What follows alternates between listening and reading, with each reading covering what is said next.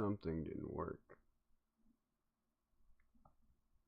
Something didn't work. Or did it?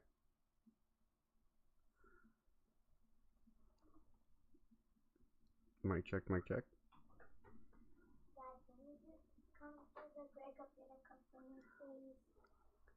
Tell your sister to do it. Tell her, hey. Mic check. Tell your sister to do it. Alright. Alright, let's try this again. Darn it. Let's try this again. I don't know why my computer was acting weird. So we're going to try this again and see if it will work. I had to restart the computer.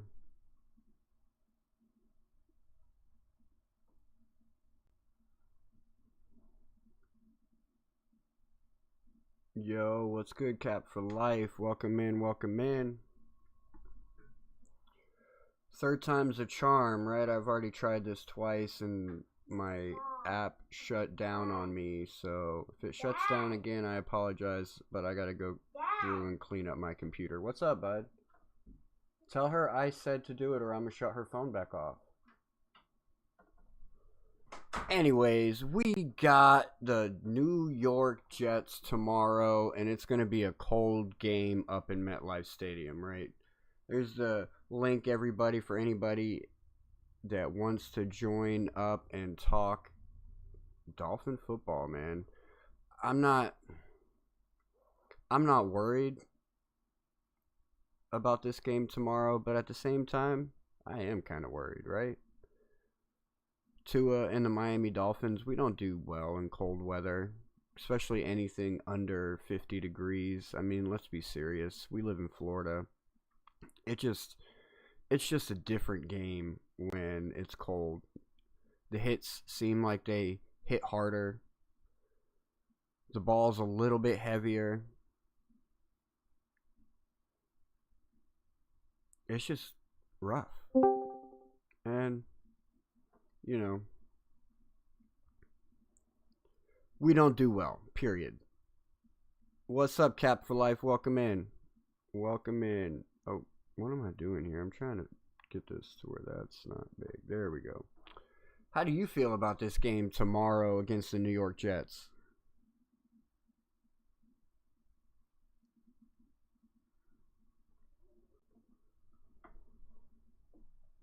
Can you hear me? Hello. I can hear you. We can hear you loud and Hey, clear. bud. How you doing? Pretty good, man. I'm ready for Tomorrow.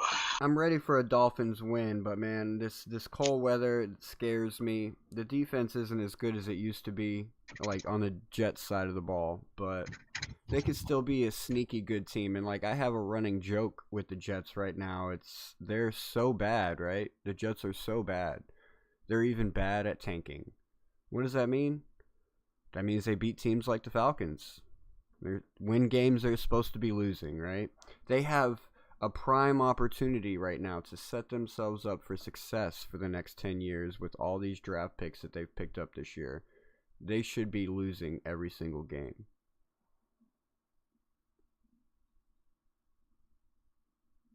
It's weird, man. We thought they were gonna tank. We thought we were gonna tank at some point now. So it's just everybody's starting to realize that winning sometimes helps cure pain when reality strikes. You know what I mean? So the reality for us is we're trying to stay in the race just to stay relevant and mediocre at this point. Not even playoff hopes, but just to stay mediocre. And for them, it's just, I have no idea what they're going to do, but it just seems like they want the coaching staff to have a taste of success, even though it's coming at a pretty hefty price right now, being under 500 for them. No, for sure. So, I mean, I like how you put that, that they want the coaching staff to experience the success. But yeah, it is definitely coming at a hefty price because, I mean, come on, you have 3 first-round picks for the next 2 years. Like, you should be aiming to have a high pick for yourself at least this year, and then next year you Yeah, just you take would think. whatever you get. Yeah, yeah, you take what you can get. But back in the day, too, I get it. Like if you would make a trade for a splash player, big time contract, it's usually the norm. But nowadays, the norm is trying to get that first round pick, and for a lot of franchises, they're starting to hit on them. I mean, it's not like back in the day where every 10 years you get like two gems coming out in the first round. The past 5 years, we've been getting good first round quality at the quarterback position, mind you. So for every 10 that they hit, they're missing out on 30 maybe. But we've had more than a handful of good quarterbacks come out the past 5 years Oh, in the draft. for sure, for sure. But there's still those busts out there, and it's like I don't think Cam Yeah, Ward. I don't think Cam Ward's a bust. I just think he's just in a bad organization right now. If he was drafted somewhere else, he would probably be living up to his potential. I But just said I think sometimes these kids are put into the fire, and it's just sometimes it doesn't work out, and then sometimes pressure busts pipes, but sometimes pressure makes diamonds. it's like we can also look at the Shador Sanders situation, right? He got what 3 starts now, and they're talking about Deshaun Watson might be coming back, and all of this hoopla. But at the end of the day, how can the Browns, the Cleveland Browns, still seem relevant, right? Like sometimes when you're doing weekly picks and you have the Cleveland Browns at the other side, you don't necessarily just brush this off as a win for the other team, no matter who they throw in at quarterback. I mean, let's look at them 2 years ago, went to the playoffs using 5 different quarterbacks, and here we are still rolling the same guy out there that we know is not the answer. But the question is going to be, can he break his curse? Can he break the Dolphins' curse tomorrow by winning a game in cold weather situations? The record under 40 degrees. What is it? Yeah, under 40 degrees, 0-8. 0-8. I thought he at least had one or two. Well, I mean, it could be. I saw a meme this morning, or I saw a thing this morning, a graphic that showed that he was 0-8 in games under 40 degrees, and the Jets are 0-7 against Tua Tagovailoa. So, give me 1 second. I'm gonna go set him up on the computer in the living room. But the computer died. So we plug it in, dude.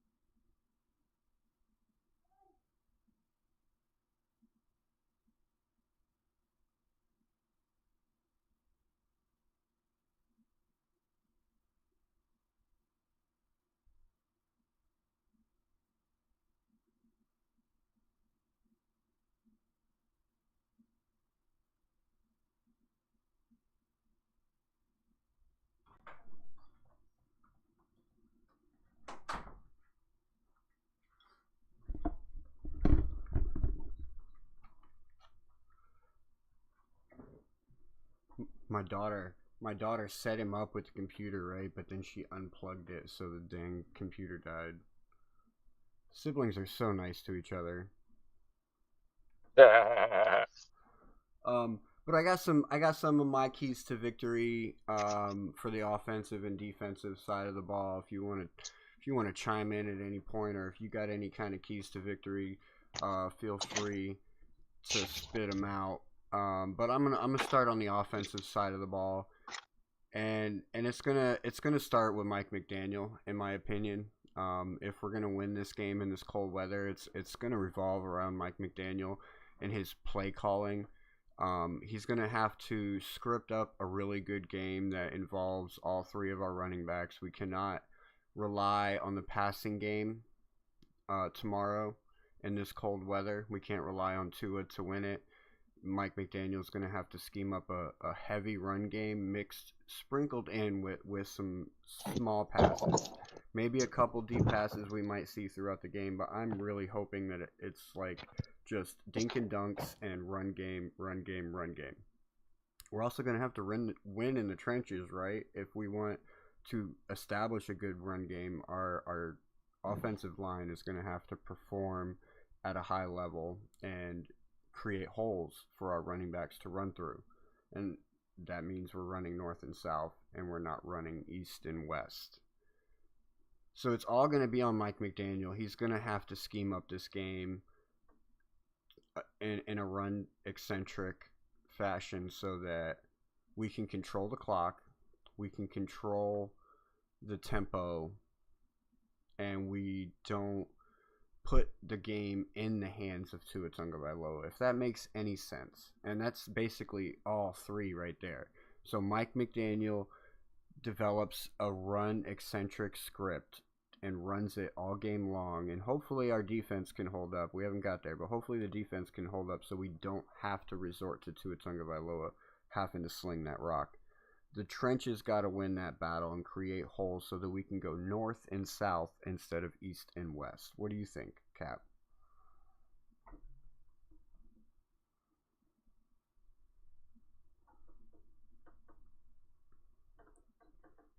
His silence says that he agrees. And then on the defensive side of the ball,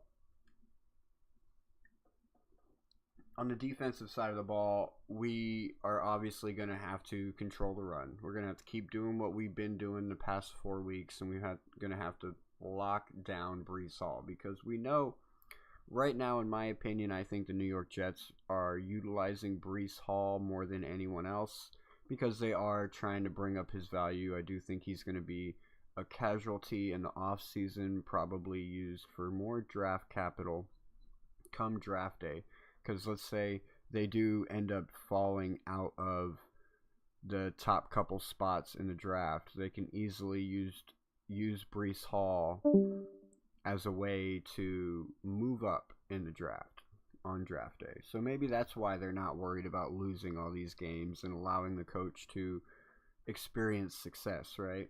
Because they know, like, oh, we can just easily move up into the top spot if we need to. If there's a guy that we want and we don't think that we can get him at pick 6, 7, or 8, sure, let's move up, trade out Breece Hall, and go from there. So we got to stop him. We can't let Breece Hall have a big game against our defense. We got to continue to stop that run. And then we got to crowd the middle, man. We got to crowd the middle, because if we don't, Mason Taylor's a pretty good tight end. He's a rookie. They do like to use him. He hasn't gotten a lot of usage, mainly because the team isn't great and the quarterback play isn't great. But the Dolphins do have a tendency to allow tight ends to put up good performances. So if we don't jam the middle and shut down Mason Taylor, we could see Mason Taylor make us look stupid. So we got to control that. Go ahead. I feel for the most part, the offensive line, like you said earlier, we know they need to run the ball, but we need to take advantage of that 12, 13-man personnel too, man. I mean, I'd like to see Waller or any of these tight ends start contributing more than just blocking right now, knowing they're going to double Waddle. They're going to double Waddle. So it's a scenario right now where we need the defense to get more turnovers, and we cannot turn the ball over. I don't care if this is the Jets or not, man. They're going to milk the clock running the ball. And if they're going to milk the clock running the ball, they're going to look for mistakes on our end. I'm telling you right now. So we cannot afford to make this like we're going to milk the clock too. No, you keep scoring. Score, score, score. They cannot keep up if we keep scoring. Even if it's field goals, I believe that. They cannot counter score for score with us. They cannot. And if they do, then we have more serious problems than we thought we did. Yeah, I mean, we're about to find out for sure. Because if we play the Jets the same way we played the last 2 games, the Saints and the Commanders, we're toast. We're toast. We're done. And like, that's why I really don't get me wrong. I would love to see us make it into the playoffs, because I think if we were to make it into the playoffs this year, we would actually have a pretty decent winnable game in the No, wild card. we cannot afford to lose this game. You saw what happened to the Dallas Cowboys. They're pretty much in the same boat we are right now. They're out of it. No, I wouldn't say that, because the Dallas Cowboys can put up 30 points every week, no matter who they're playing. It's just their defense. Okay, well, yeah, that I'll give you. Production wise, yeah, I'll give you that. Production wise, they can put up the points, but they're in the same boat we are, putting up them points. Like, we cannot afford to lose one game. They cannot afford to take a bad sneeze right now. They can't even afford to cough wrong. If we lose this game, we have maybe a little bit of cushion, but that's just being generous, because it takes pretty much a lot for teams with 8 or 9 wins to get in. But I mean, if we really think about it, though, Cap, right? We have one more game possibly we can lose, right? And maybe maybe we still make it in. But the Jets aren't that game that we want to lose, because we still have the it's Steelers. An AFC game also. We still have the Steelers, the Bucks, the Patriots coming up, the Bengals. They're all fighting for their playoffs. So, like, those are going to be much tougher games. Like, this is the weakest game we have left on the schedule as far as, like, that goes. So if we lose this one, there's no chance we're winning any of the rest of them. Like, I would have to chalk us up as losses on all of them. Yeah, this is the time to take advantage of the schedule, man, like we've been doing, and we knew this was going to come to this point in time. This is the game that we're going to say to ourselves, okay, if we're going to make a run, is this the game to do it? Because if they don't win this game, there is no run. I'm sorry to tell you guys, there is no run. The way they're performing the past 5 weeks, the defense has been bailing out the offense, and then we thought it was going to be the complete opposite at the beginning of the season. In December, the football gods do not let teams that are weak in offense pass. They don't. Nope. Definitely not, man. And, like, our defense is performing now the way that it should have been performing all year. But if we go back and we look at all year, I mean, we only played one really good game on offense, right? And that was the one against Buffalo. All the rest. I mean, that's what everybody's saying we're using that game as our Super Bowl victory this year. That's kind of sad right now, man. I mean,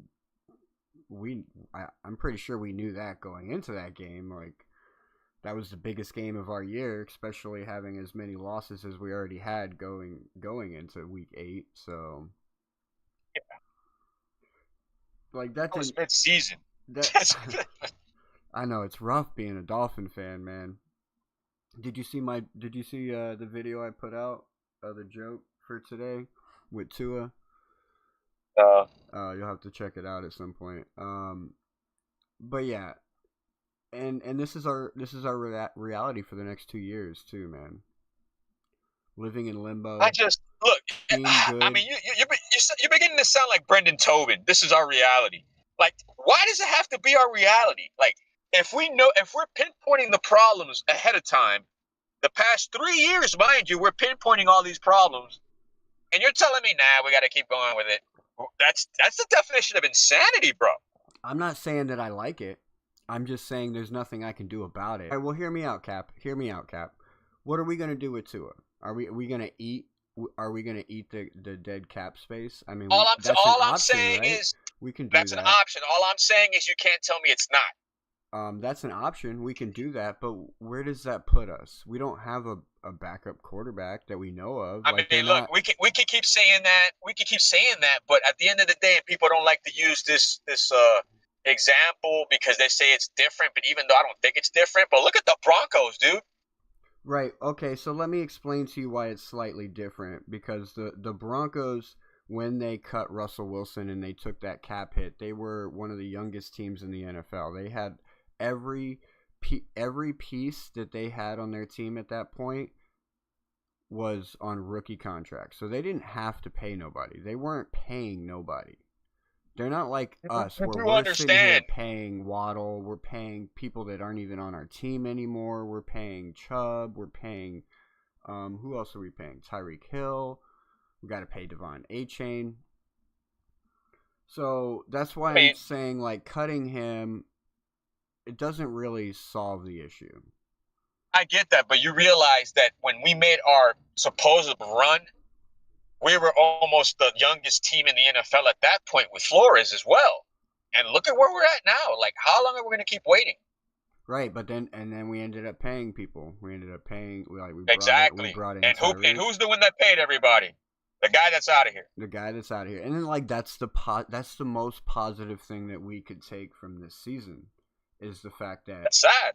Is the fact that we fired our GM, so now the Dolphins can actually move forward and maybe get rid of this 25-year curse that we've had, that we've been carrying around, that Chris Greer has been building and putting us through. Like, let's think about it, bro. We haven't won a playoff game in 25 years. This man has been in the building for 25 years, just working his way through the organization.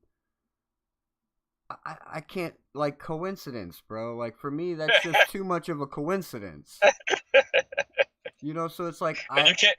And if you say that, people look at you cross-eyed, like, yeah, but that's not the real problem. It's personnel and it's coaching. It's like, yeah, but who's the one that picked the personnel and who's the one that picked the coach? Exactly. You cannot tell me that this man over 25 years didn't have 90% of the influence or culture building of this organization that it is today. Like, he's trained people, he's brought people in, he's hired people, all of that stuff. So you can't tell me that he didn't influence them in some sort of way, and that's why this organization is the way it is. But I mean, look, we're pretty much just. I mean, we're kicking a dead horse at this point in time. All I know is by the question you asked me earlier, what is it that we need to do to change? I mean, the only thing we need to do is to get the players that he drafted and pretty much sign in the offseason to get on board with the coach that he hired. So we're asking pretty much everything that he organized and put together to come together as one. So if that fruition does happen and the defense starts playing better, I mean, if they're playing biggers more now because of the trade with JP, I mean, if you're telling me Champ Kelly had some hand with the personnel getting a little bit shuffled because of that trade, I don't care. Just win. And if you can't do it that way, then you got to clean house. That's it. Right. So how do we clean house and still win now? Honestly, no, I mean, look, I'm not gonna like promise you it's gonna happen right now, but I'm not trying to wait 5 years either. I mean, if you do it now, you're gonna be in the hunt. Minimum maybe 2 years. But you know what I mean? It can happen now, Cap. It can happen now. No, it can't. Look, it can't happen now. Don't. You're right. We're look, mathematically, we're talking like we're eliminated. We're not eliminated. Well, I'm not talking about this year. I'm more leaning towards next year. Like, I'm saying. Well, yeah, that's what I'm saying too. It takes at least 1 year to 2 years in order for the vision that we're planning to have comes to fruition. Because right now, like I said, you're hoping to have everything come together in less than 2 years with the 53-man roster and a scouting team that just got fired. Now you got to find a new scouting team. You got to put together a whole 53-man, 59-man roster. And I'm not even talking about the coaching if you decide to keep them or you let them go. Because if you let them go, that's a whole new can of worms we got to deal with. So if that's the case and we're going to have to deal with a new coaching staff, that means you're going to blow it up regardless if you're getting a new general manager. All right, so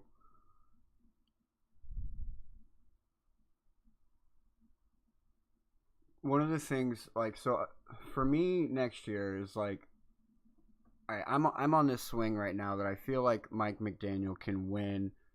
We can win. We can be competitive.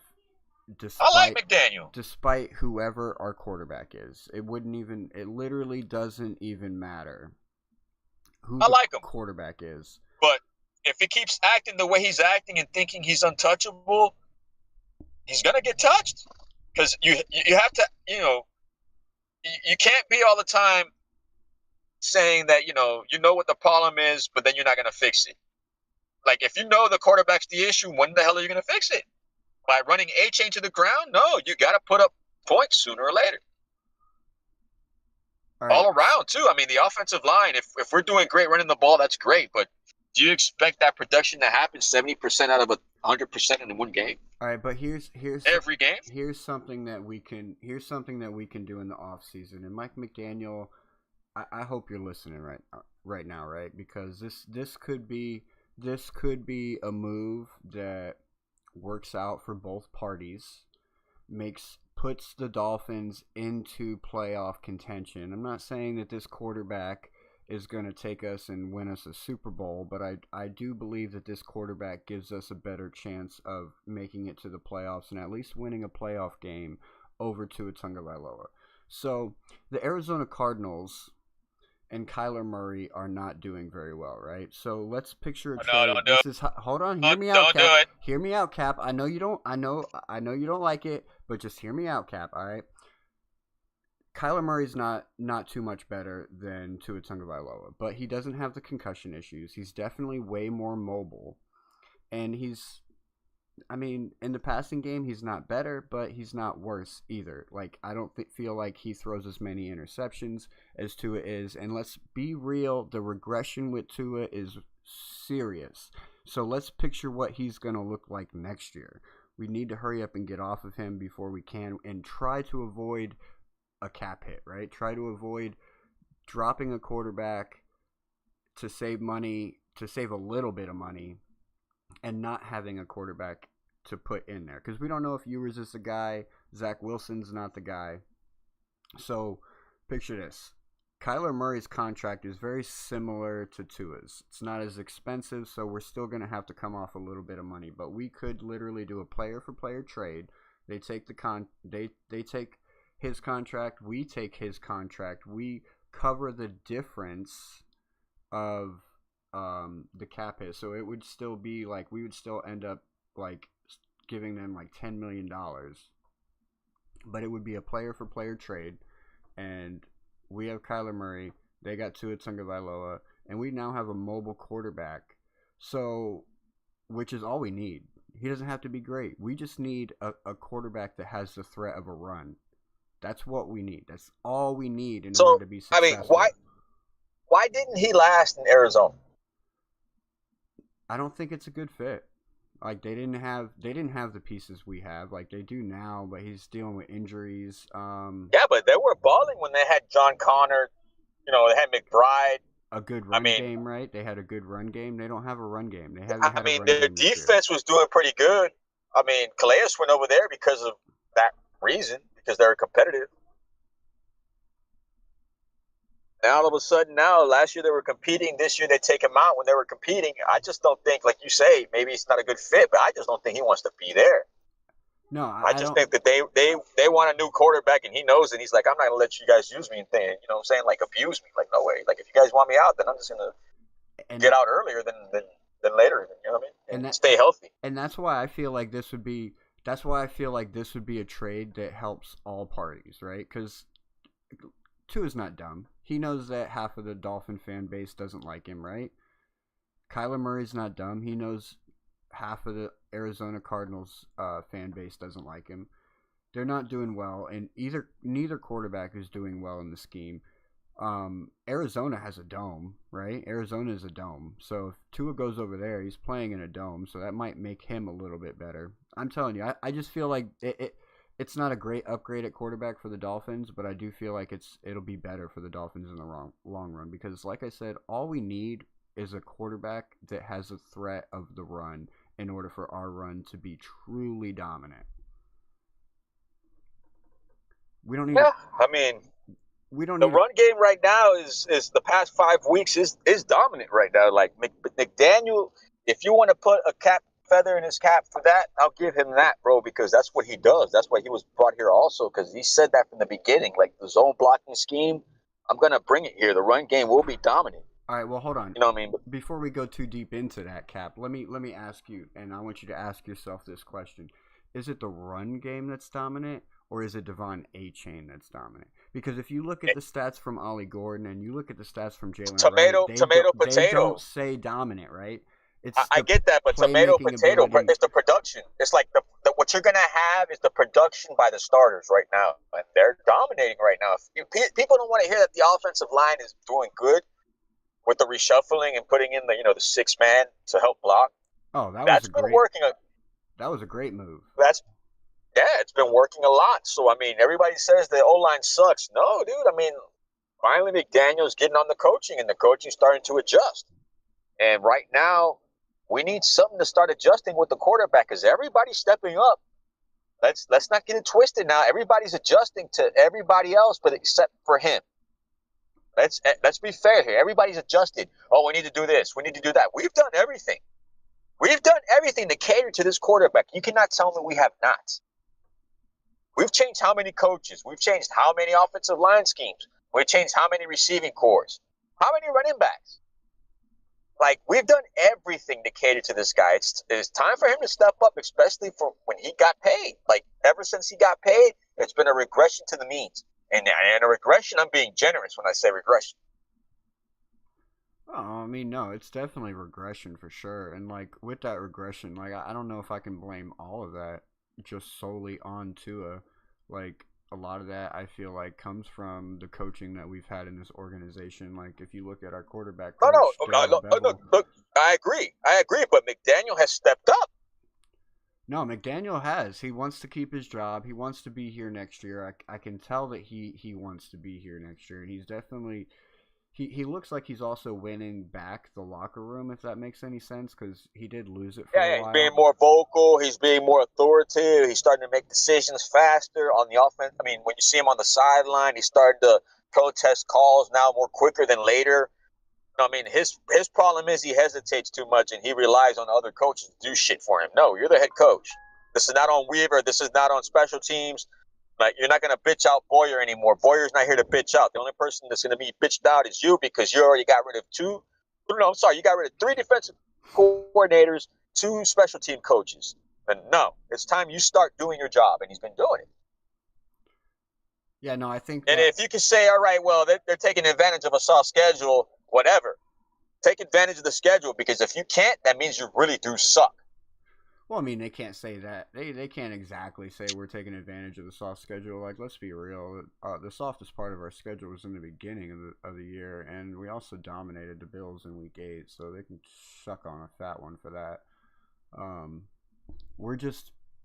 We're performing now the way that the Dolphins should have performed all season, and like we've been in games like all season long. There's only 3 games that were true losses. Obviously, Week 1.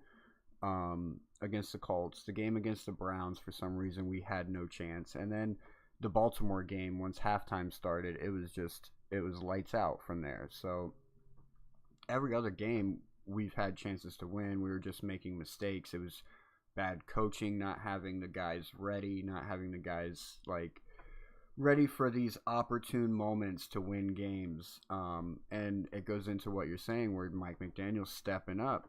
I think that moment, it was a couple weeks ago, I think after Tua threw an interception, you could see Mike McDaniel on the sideline literally throwing like a temper tantrum. He was like pounding the ground, looked like he was crying, but he had so much passion because I think it was that moment right there where he was like, I'm done with Tua. Like, this is it. Because the next game that came out, it was definitely way more of a run-centric, heavy script, and that's what we've been running. Like, you can tell that like he's going away from relying on Tua, especially in super big moments.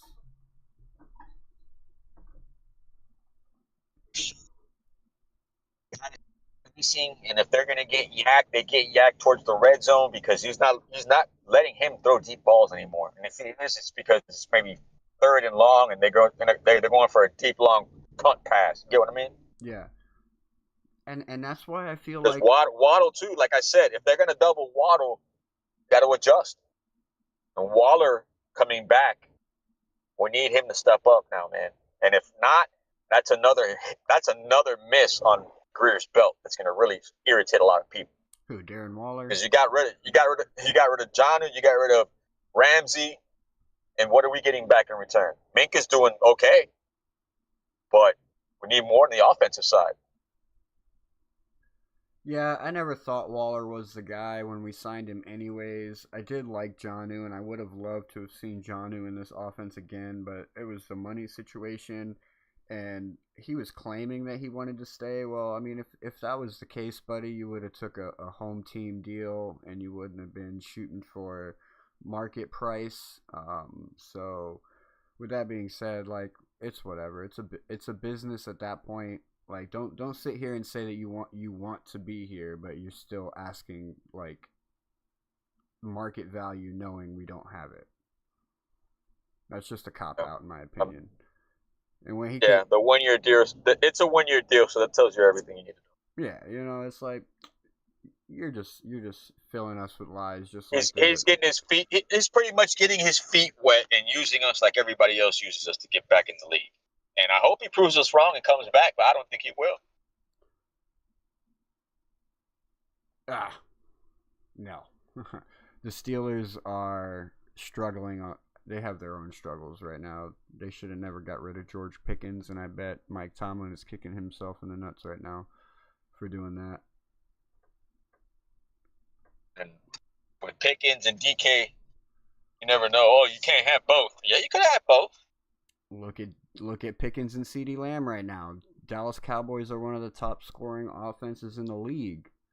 Their defense is just Swiss cheese, so it's like they have to.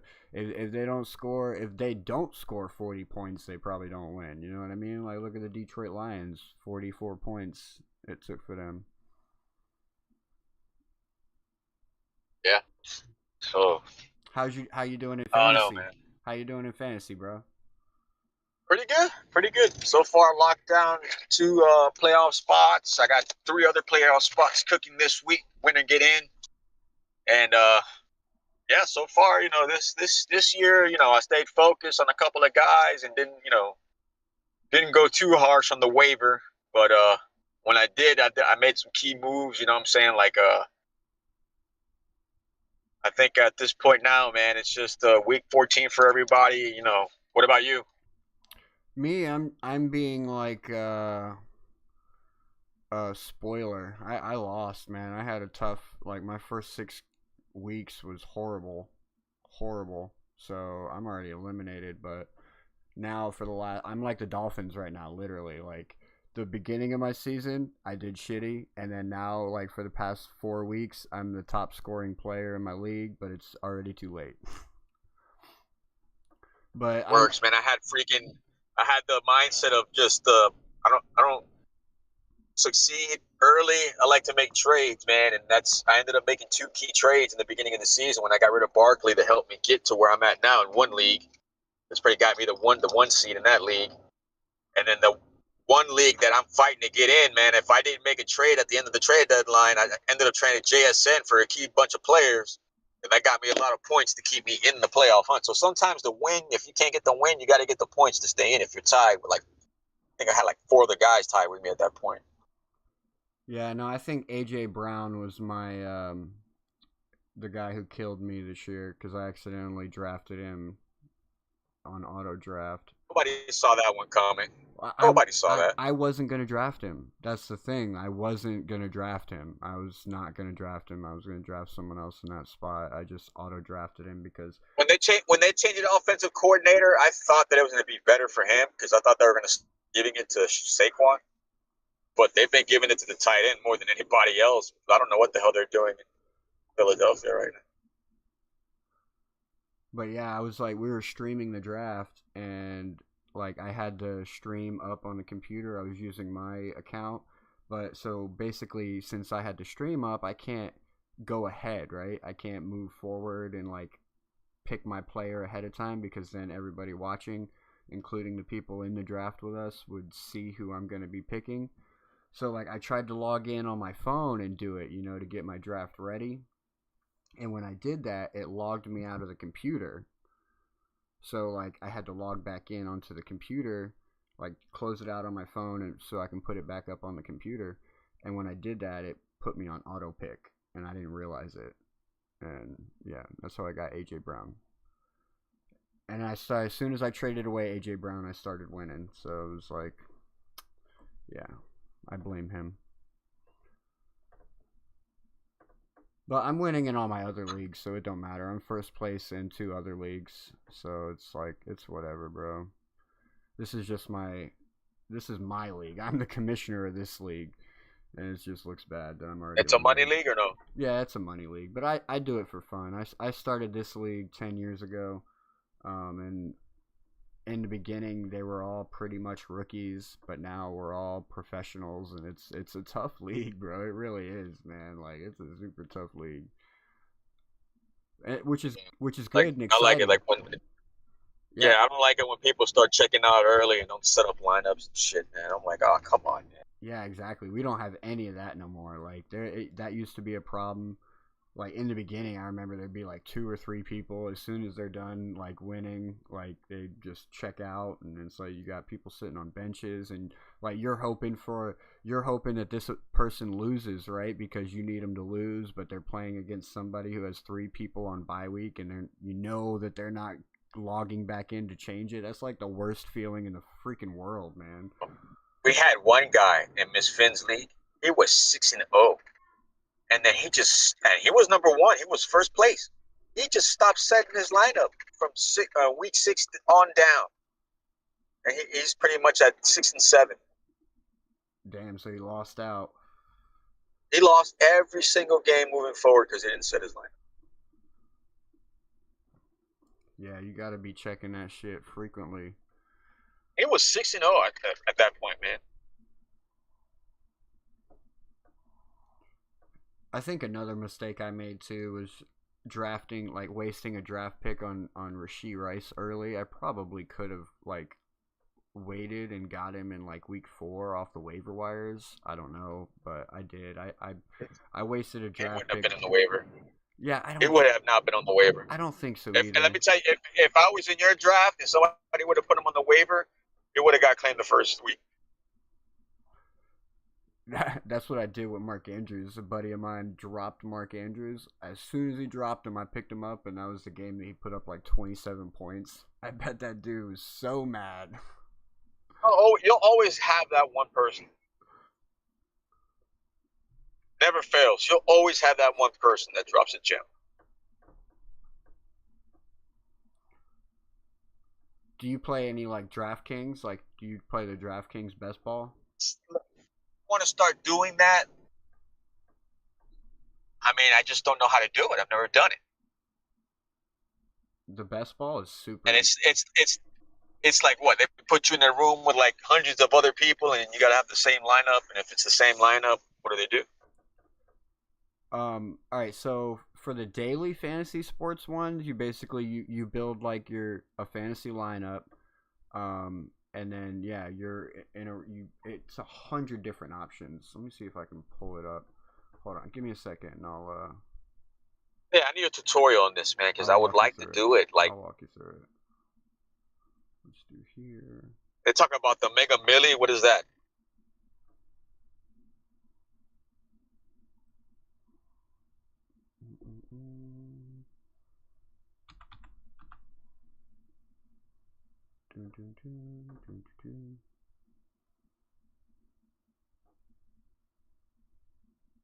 Oh, is it gonna let me log in?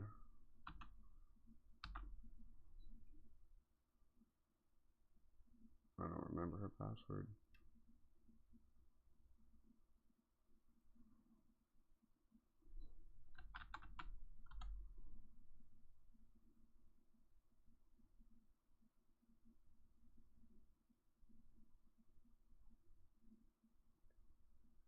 Oh, nice. Alright, so now we'll do this. Share my screen.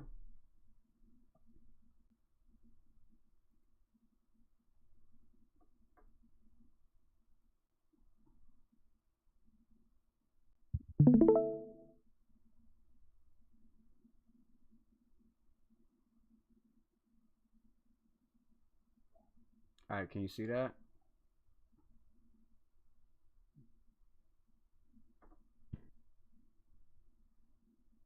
Just watch stream.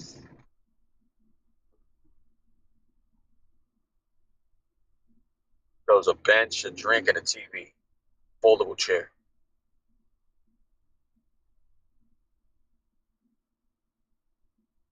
Hello? Yo, alright, can you see it? Screen. Here, let me make it bigger. There we go. Okay, now I see it. Alright, so this is your lobby. And this is looking at it on a browser. It's much easier to navigate on the phone. This is DraftKings. I can send you a link for it to where you'll get bonuses and shit if it's something you're interested in. So basically, classic mode here. Which one's better, this one or FanDuel? I haven't tried FanDuel. I've only done DraftKings, and then I do the Hard Rock Bet as well. So you can pick through like features that do only early games, all games, or you can do individual games. We're gonna like click one here real quick just to do a example. Over here to the right, entries. Hold on. So you can see your entry fee is here. I don't know if you can see my mouse moving with it or not. I don't know how well this share screen works. Let's do this. Oh no, that's not going to work at all. Alright. Oh, we'll just pick this one for now.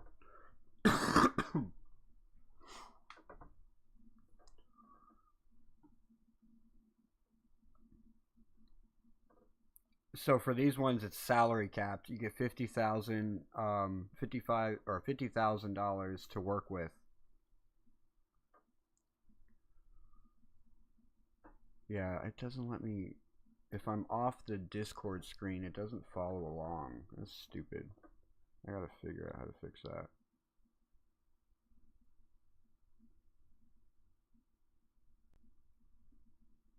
So you have $50,000 to build your team. You got quarterback, 2 running backs, 3 wide receivers, tight end, flex, and DST. Just like you would build your fantasy team. You're trying to build the best team for that week. It's the same thing as a weekly league, Except it's just but you for got to that keep week. it in like what, a salary cap based, or you can just pick anybody without a salary cap? No, it's salary cap based. So you got to build your team based on the salary cap, obviously. So you have 50,000. How much do you get? 50,000, and then so you can see here, top quarterback is Josh Allen. He's going for 7,700. And then moving on down, you can see there, like the prices go down. I usually go a little bit lower on my quarterbacks. I don't ever usually pick the top quarterback unless it's just a stupid, ridiculous, like, you definitely should pick Josh Allen here. Like, against Cincinnati, he might actually be a smart play.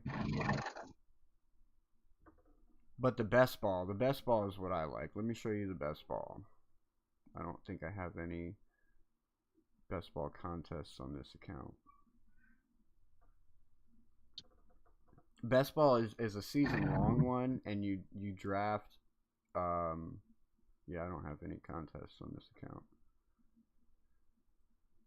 Do one now? Can we do one? Not give you the money? Oh, you don't gotta give me the money. This is a burner account.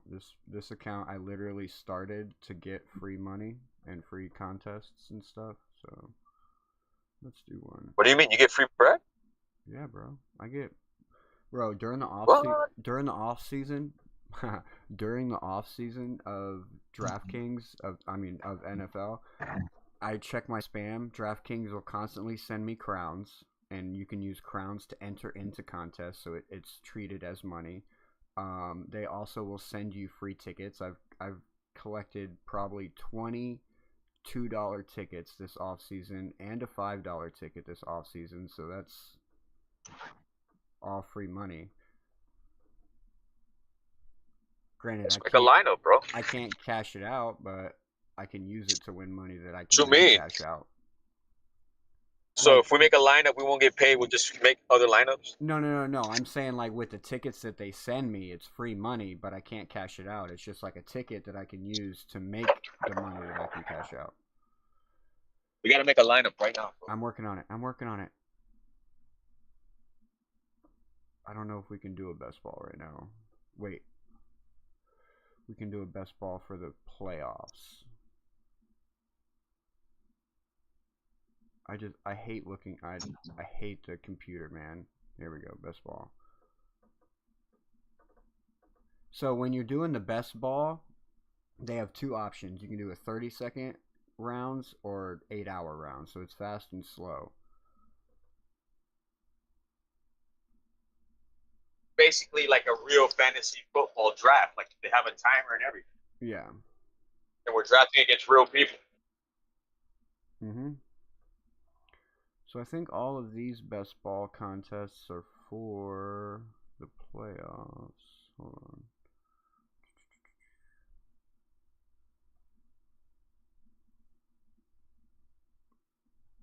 Oh, I hate looking. This is way more user friendly on a phone. I'm telling you, man.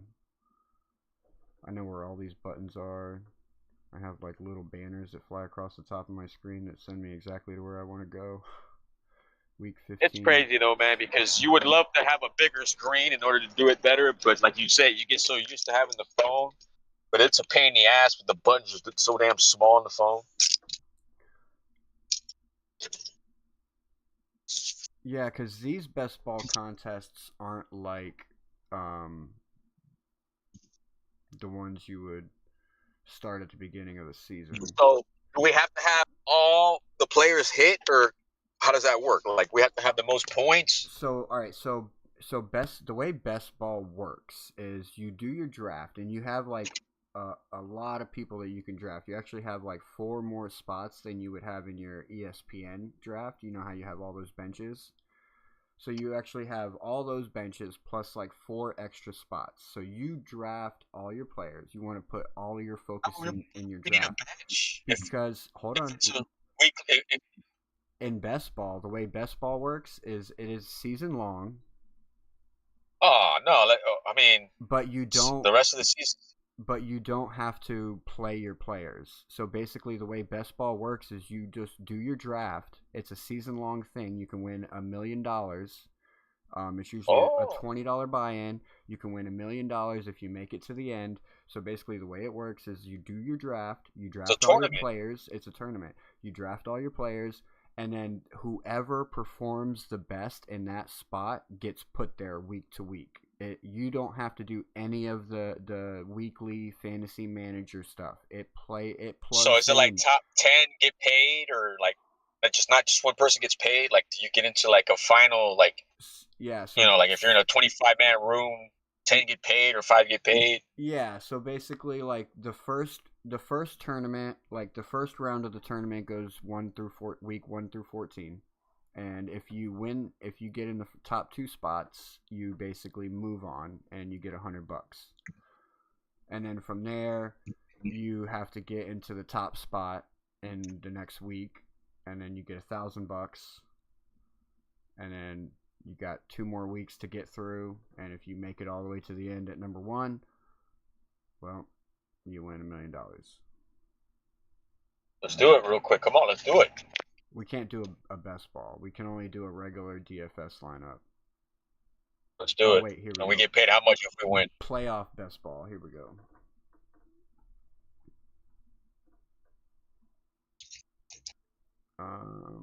So I'm guessing this would go through the playoffs.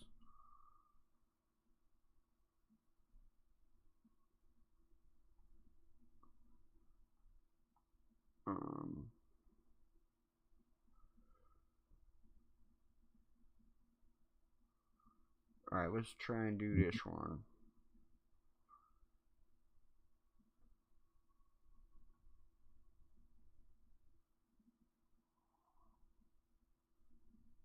Snake draft.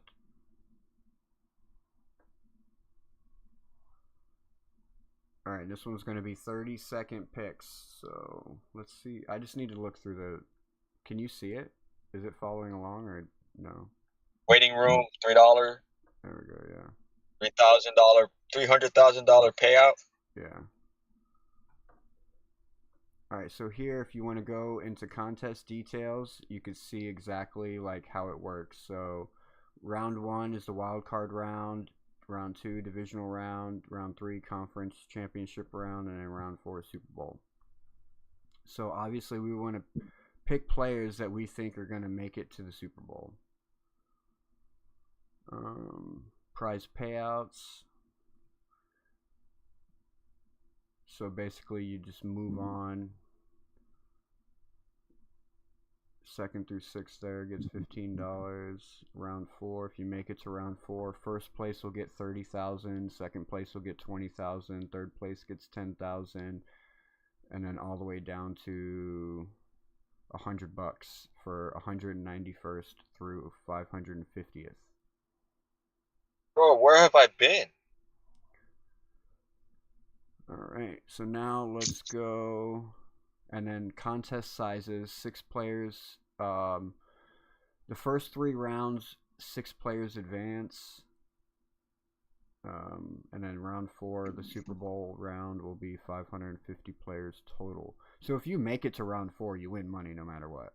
If we make it all the way to round 4, we'll win at least $100, even if we lose out.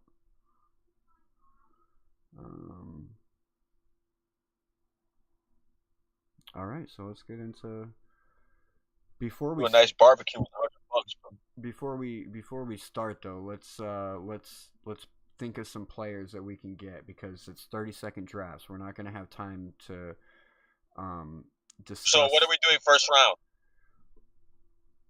round? I think we should Running probably back, get receiver. I think we'd be safer going after a receiver. Like, cause This is PPR. This is regular. it's gonna be PPR, yes. Cause what teams do we think are gonna make it into the playoffs? So is this based on the remaining schedule of the league, right?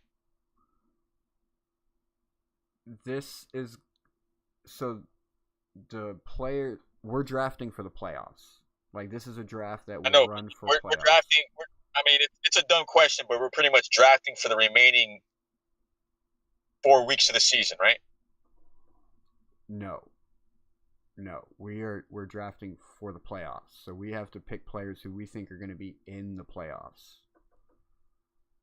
Oh, okay. In the actual NFL playoffs. Correct. So we're gonna. This is not okay. Yeah. So this is. We need players from those. Okay. So we need players from what we think are going to make the playoffs. Correct.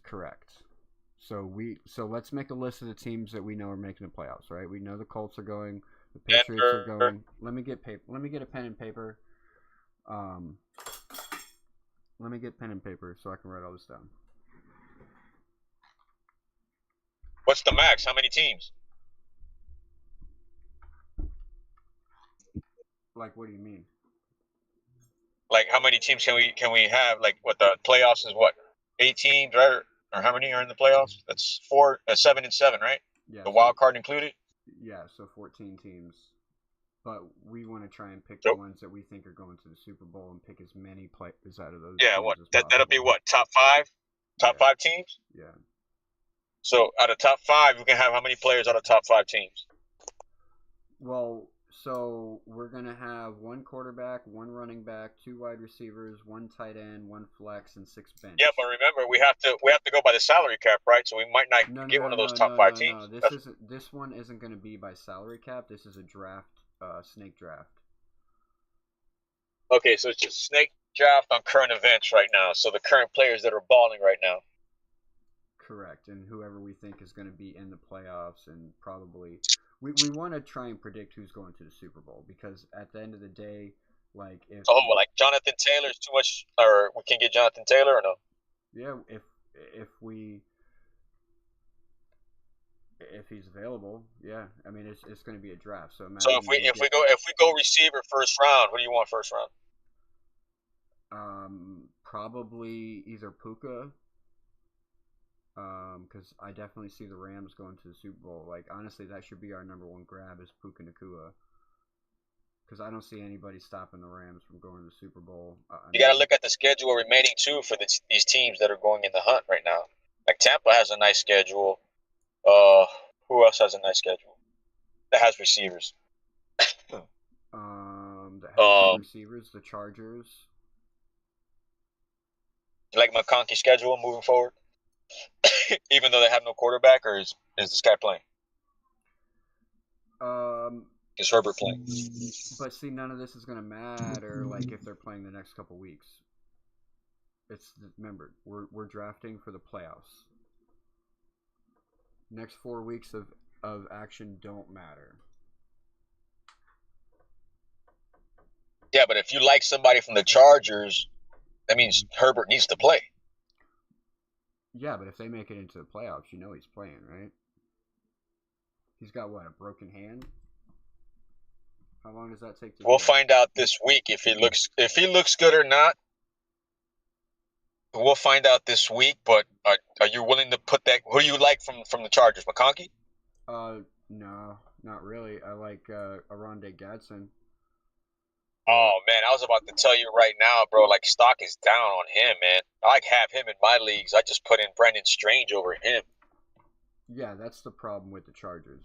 Is like they have too many options. That it's like you have to guess. Which So you don't think the hit. Jaguars might go for the playoffs? I do think that they'll make it. I know that they're going to make it. The question is, are they going to move past round 1? I like Brendan Strange as a tight end, because we're only going to get 6 bench spots. All right, so let me do. This is what I usually do. This is what I usually do. I do running back, then receiver in the third.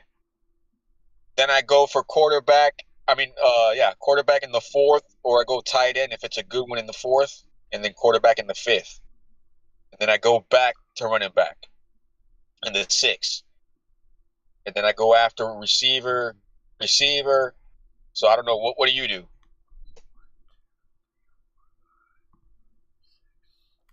12 players.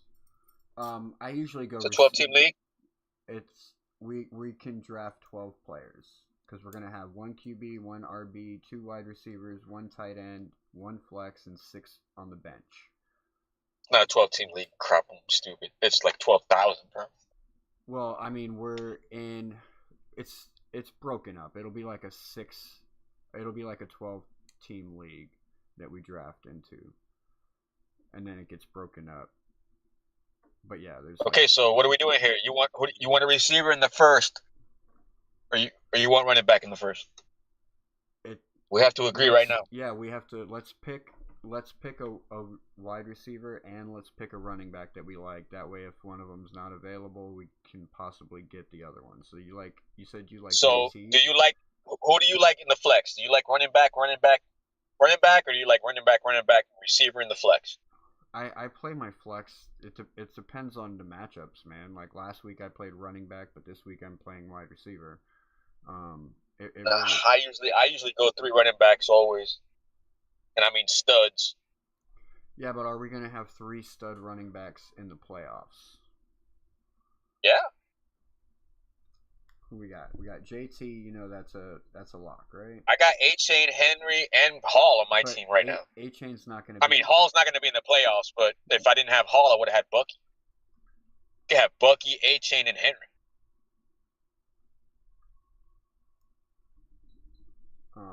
Kyron Williams is going to be in the playoffs.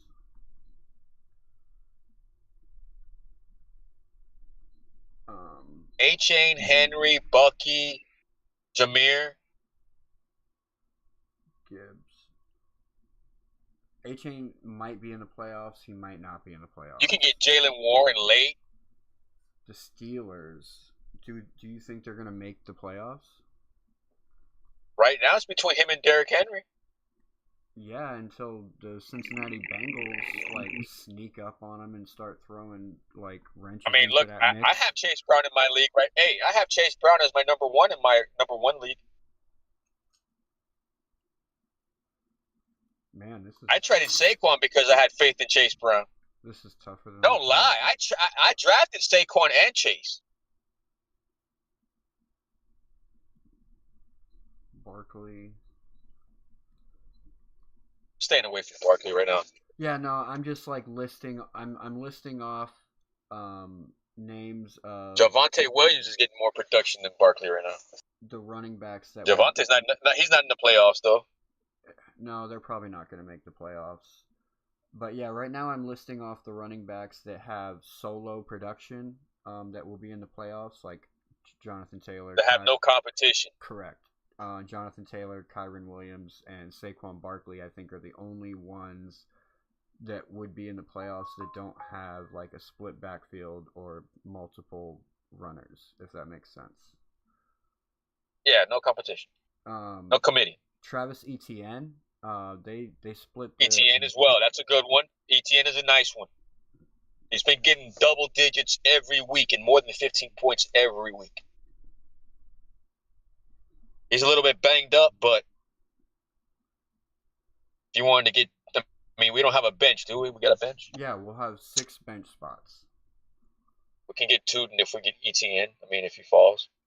You got to look at the backup, too, and handcuff. All right, what other teams? If they're good running backs, they have good backup to handcuff. I mean, like Blake Corum. If you get Kyrie, you got to get Blake Corum.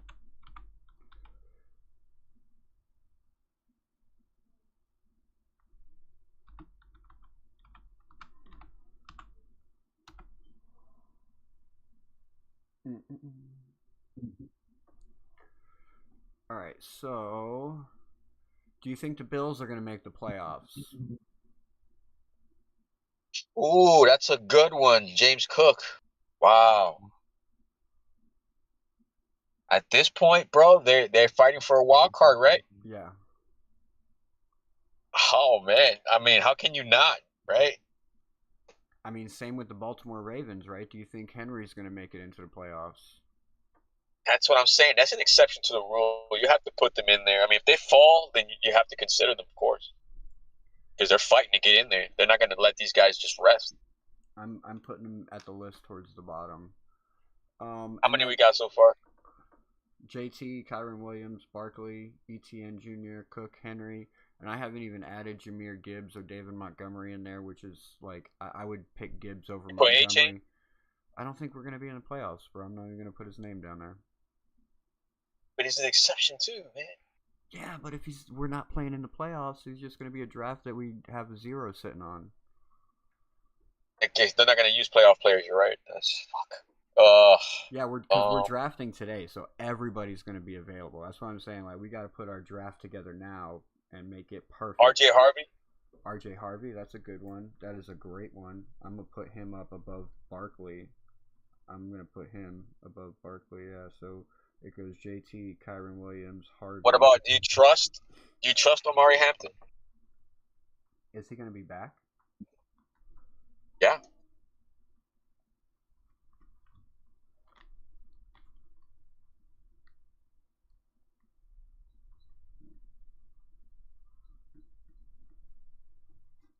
Are they going to be in the playoffs? I'm putting the ones that I don't know if they're going to be in the playoffs or not. I'm putting them towards the bottom. So obviously the locked playoff players are going towards the top because we know for sure they're. How much time do we have? What do you mean? I mean, or do we set the time when we'll have enough time to do our research right now and set a lineup? Yeah. They're not going to put us on a timer right now. I haven't even bought into it yet. I haven't hit the enter button. Because as soon as I hit it, it'll probably be like 5 minutes that we'll have to prepare, and then the draft will start. Yeah, because out of all those guys you just named, you got to find out the schedules. Who has the weakest schedule?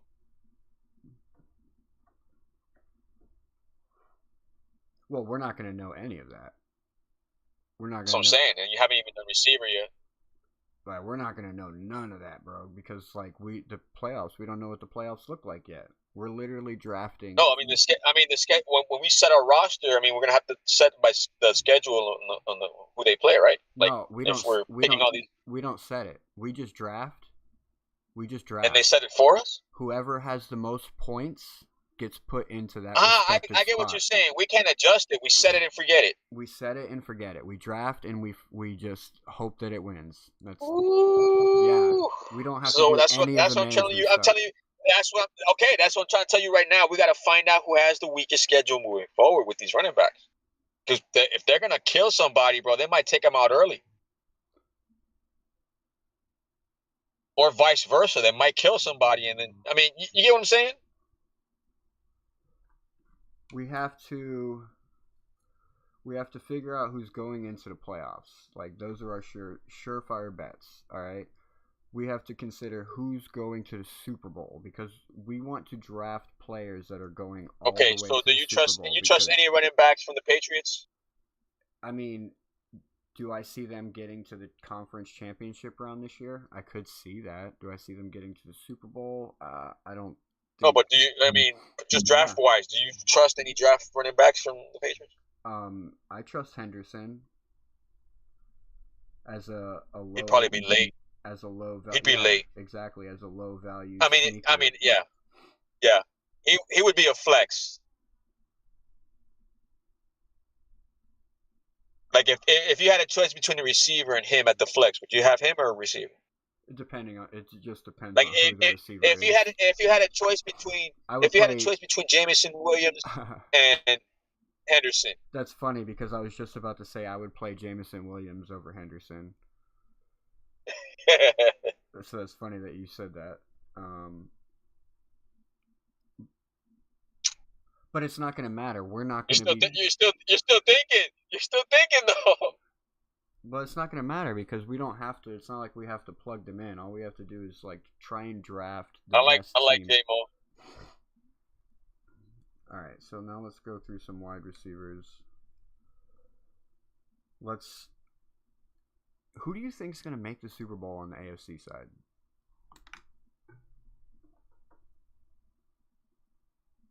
Oh, I mean, the way the Patriots are playing right now, bro. They're the only team right now, and I mean, I like the Broncos. Whew. The Colts have been balling. I mean, like all the division leaders, to be honest with you. And just the NFC North right now is the AFC North. I'm sorry. Bro, this is a lot tougher than I thought, man.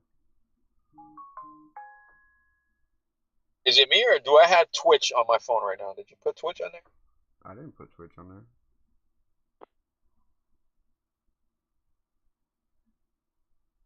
Okay, I'm gonna minimize your screen. I got two screens on. Hold on, yeah.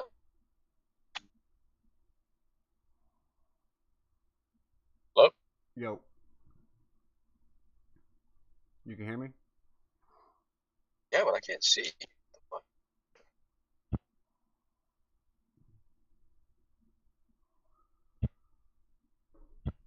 All right, I'm gonna step out. I'm gonna step outside real quick and grab me a smoke and put together a list of wide receivers that I like, top to bottom as far as like drafting order would go. I want you to do the same thing, and then we'll go through it, and whichever ones we have that are similar, we'll lock in. And remember, you got to think who's going to be in the playoffs. Teams that are going to be in the playoffs. That's who we got to be drafting. So I know we love Jalen Waddle and everything. Hello? Yo, can you hear me? Did you hear? Back. Did you hear what I was saying? No, I dropped off. I just got back. Okay. What'd you say? All right, so I'm going to step outside and I'm going to smoke a cigarette.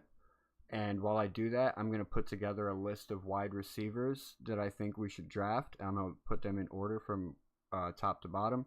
And I want you to I'm going with you. You're not doing it by yourself. No, I want you to do the same thing while I'm outside. And then that way, like, I'm going with you. But I won't be able to speak back to you. I'll be able to listen to you on my phone, but I have to step away from the computer. So that's why I'm not going to be able to speak back. That's fine. Put me on speaker. We're going for the million here, bro. This is not pennies, all right? All right, I'll be right back.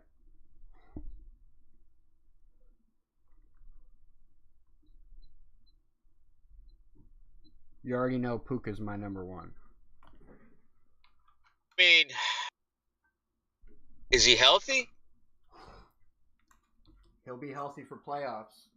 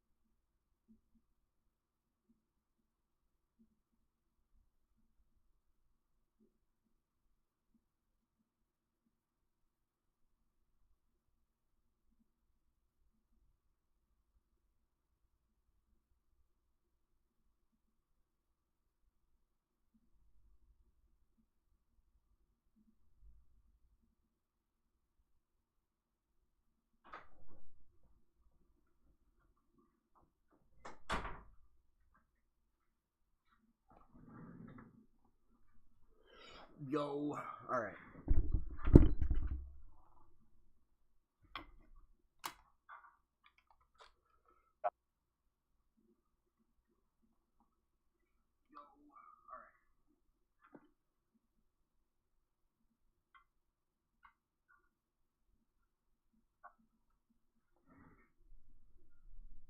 You there? Talk to me. What you got?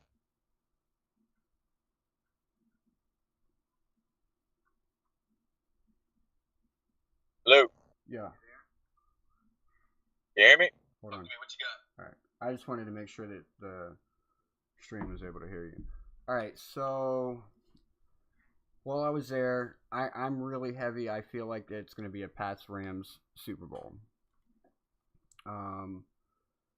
But I think that we should pick two teams from the AFC and two teams from the NFC and draft heavy out of those two. And obviously, those are going to be the two teams we think are going to the Super Bowl. For wide receivers, I have on the list at number 1, I got Puka, and then JSN. I do have Alec Pierce on there, but I feel like we would be able to get him late. Cortland. So you went from Puka to JSN to Alec Pierce? Yes. And then I also have MPJ, Devontae Smith, Cortland Sutton, and Rashee Rice on there as well. But Rashee Rice I have all the way So I'm saying, you rather have Alec Pierce over Rashee Rice? I don't know if the Kansas City Chiefs are going to make it into the Super Bowl. I mean, into the playoffs. I mean, with that mindset, man, with that mindset, what if I pick DJ Moore or somebody from the Bears? Like, I wasn't even considering the Bears, to be honest. Like, I totally forgot about them. Because, yeah, you have DJ Moore and Roma Doomsday as well, right? oh, there's hurt. And you got Cortland Love. I mean, what's his name? The Loveland, the tight end guy. For my The running backs too. For you got Manungai and you got DeAndre Swift. Yeah. And I didn't even put them on my list. I'm saying you got to do all the teams, bro. All the teams, and then you know what I'm saying? Like NFC North is going to be what, the Lions, the Bears, are the Vikings still in it? Green Bay still in it? Green Bay's still in it, yeah. So you got Jacobs. Do you trust Jacobs? Is he still healthy? Is he still hurt? Do you trust any of the receivers? I don't trust that the Packers will make it deep into the playoffs.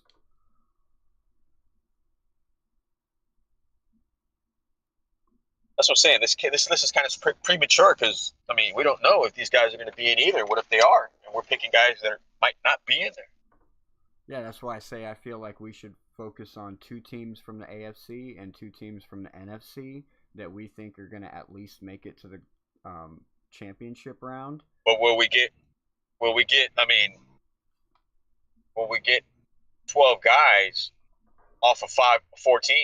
You know what I mean? Like, we're pretty much putting all our eggs on 4 teams. Correct.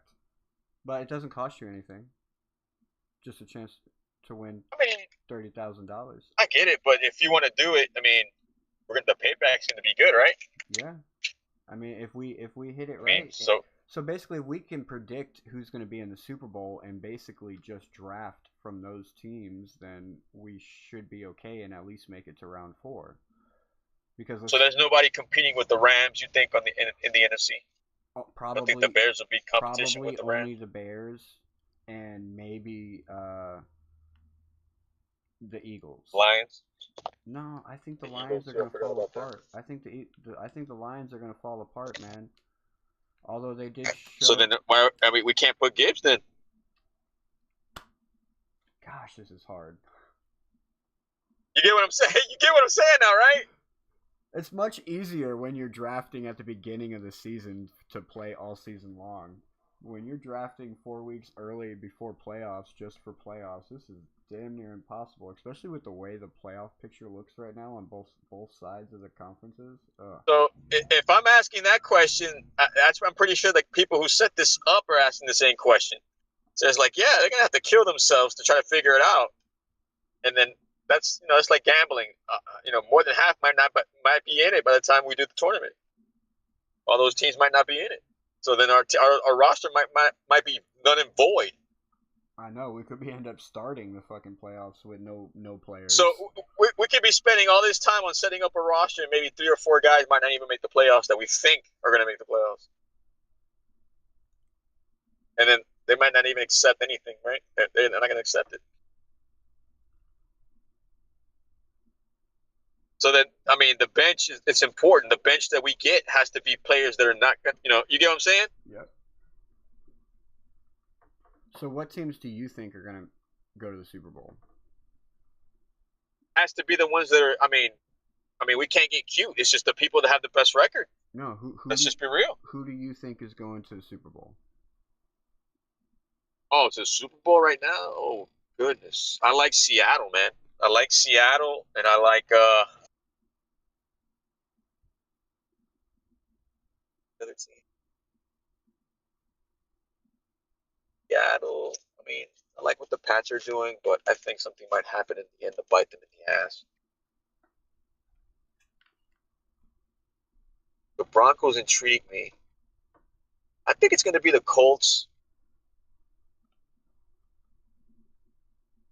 The Colts, I mean, no, if this guy has a broken leg, he ain't going to make it the whole season either.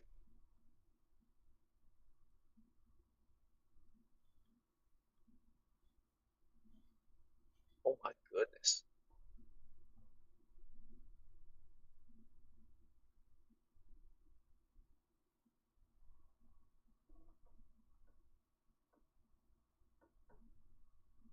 Kansas City's fighting to stay in it.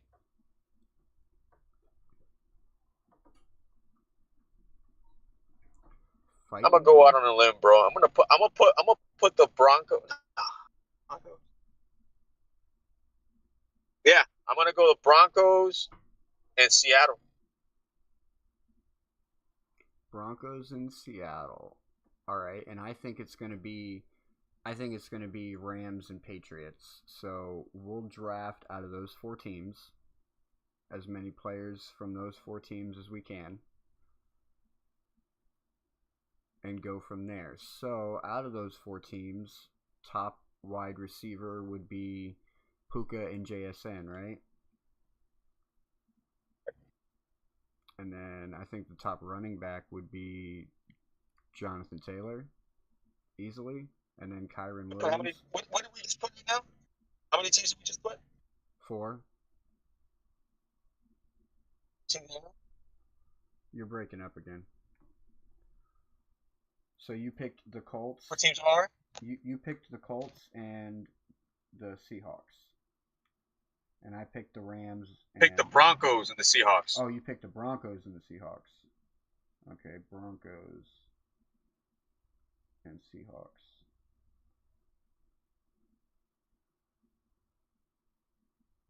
So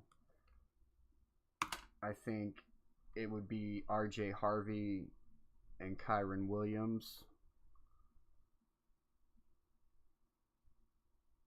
Wide receivers would still be either Puka or JSN first. Quarterback. I get both. We can go back to back receiver on both, and we can get both running backs too late. Probably. Quarterback, would you go Matthew Stafford, Drake May, Bo Nix, or Sam Darnold? Sam Darnold intrigues me. Bo Nix. You like Bo Nix? Yeah, see, I like Stafford here. But... Oh, I forgot about Stafford, too. Crap. But let me ask you this. Are they in enough... They're not in enough of a cushion where if they can afford to take Stafford and have him rest the last game of the season, right? I mean, they could be, but probably not. The way that everything's falling into place for all the other teams. But we got to get 2 QBs anyway, right? I mean, we probably should. We probably should. Tight end. What do you want to get? Hunter Henry. Either Hunter Henry or Parkinson. I like Hunter Henry. Yeah, he's definitely the safer play, for sure. I think he would Yeah. be. I think he would be the pick if he was there. That would be the pick to go. And then a flex. All right. Can you? Are you able to follow along as I'm moving this? I just need to know because I'm going to start it. To be honest with you, right now, I got the phone set up in a way where I'm getting reception great, but I can't see. So what we're doing right now is setting a lineup off of 4 teams right now. But have we set up our bench? Are we going to set the bench with the same 4 teams? Or are we going to use 4 different playoff teams bench? I ideally like hopefully we'd be able to fill our whole roster with these 4 teams, right? Because we're thinking that these are the teams. I mean, I would like to. I would like to like. I mean, I'd like to do the bench with different teams just in case if those teams don't make the playoffs. So what do you think would be another team to another team from each side to look at? Well, I mean, we're doing 4 teams that we know are making the playoffs regardless, right? Regardless. Okay, so then we need to make 4 other. I mean, our bench has to be predicated on 4 other teams that are fighting to stay in because they can basically get in. I mean, or in the wild card. Basically, we have to do 4 wild card teams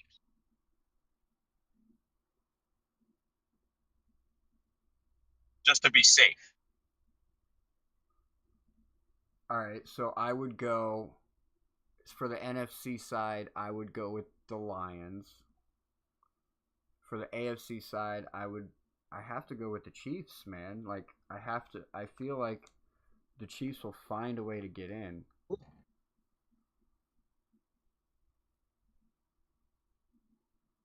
No, I gotta take that back. Houston. I don't like Houston's chances. Like they have a great defense, but their offense isn't good enough to carry them.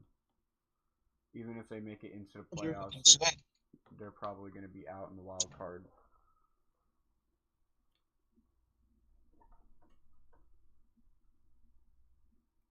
Ravens, Steelers, Chargers, like you said. Chargers is a good one because their schedule Ravens is the. I like the Chargers. Chargers I feel like is a good one because their schedule is very favorable for them to make it into the playoffs. I just saw right now, 55 minutes ago, Amari Hampton is good to go.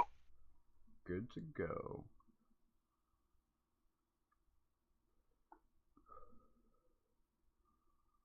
I like that. Because the Chargers would also give us a lot of playmakers to play with. And honestly, the Chargers can be a sneaky team if they get into the playoffs. They could be a sneaky team that ends up going pretty far.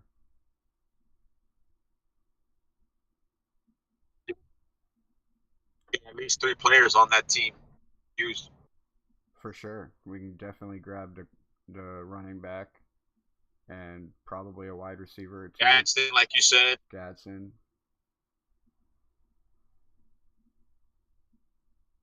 So far, we got, 5 teams? And then the Lions as well from the NFC side. The Lions as well. Okay, so so far we got 6.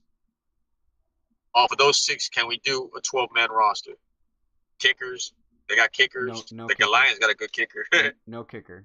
No kicker, no defense. No kicker? One quarterback. Oh, really? 1 quarterback, 1 running back, 2 wide receivers, 1 tight end, 1 flex, and then 6 on the bench. Oh, wow. Okay. Doing it easier.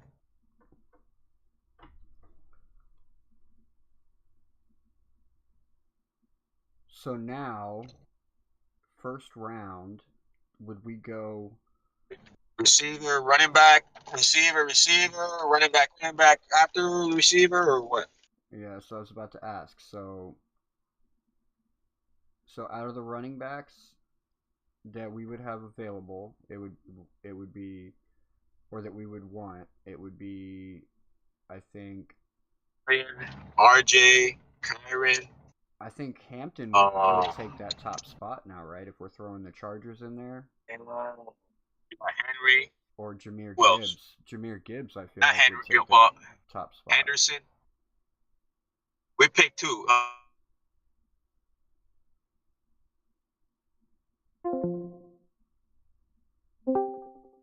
Okay, so Amari from the Chargers, Demir from the Lions would be the fight in. And then with the receiving, it would be McConkey and Jameson Williams. And then, I mean, shit. St. Brown might play.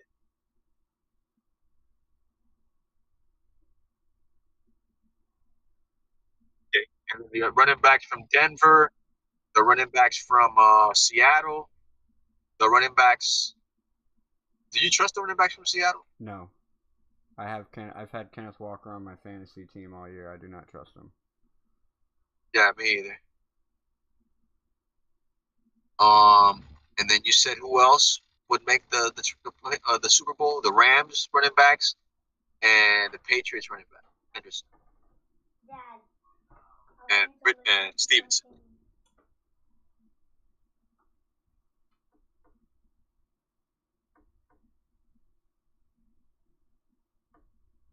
Tight ends, the tight ends would be Henry, Gadsden, Evans. I mean, I'm not Evans. Evan Ingram. Sorry. The guy you said, Parkinson's.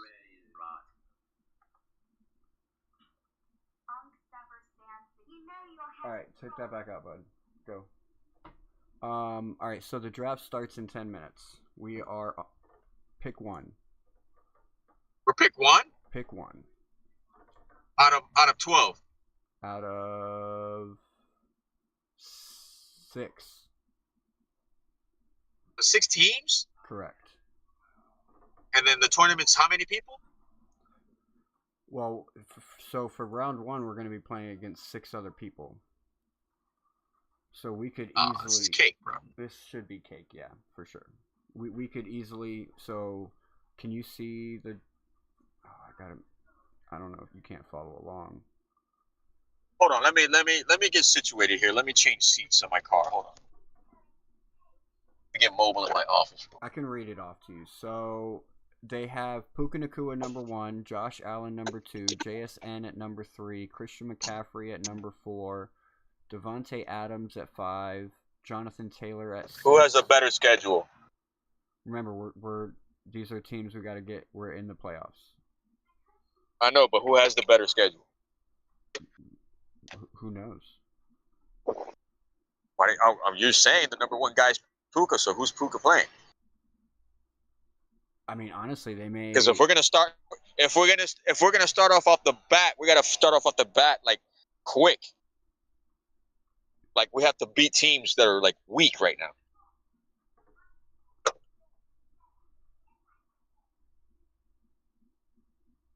All right, so out of the top 6, Like who's JSN playing?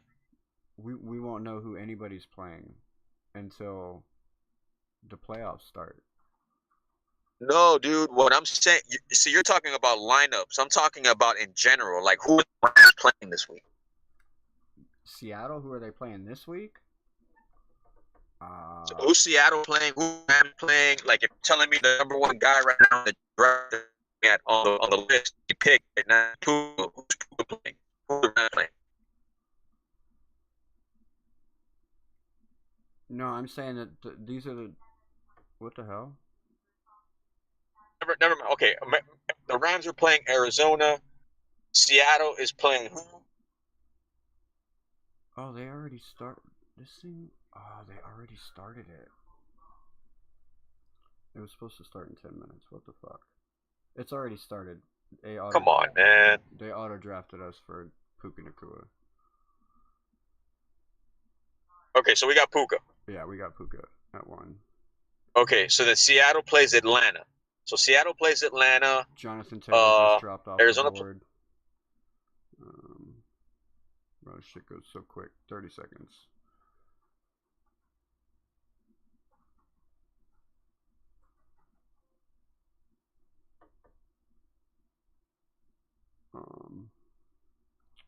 So we're going receiver next, or we're going running back next? We should probably go running back, depending on who's available.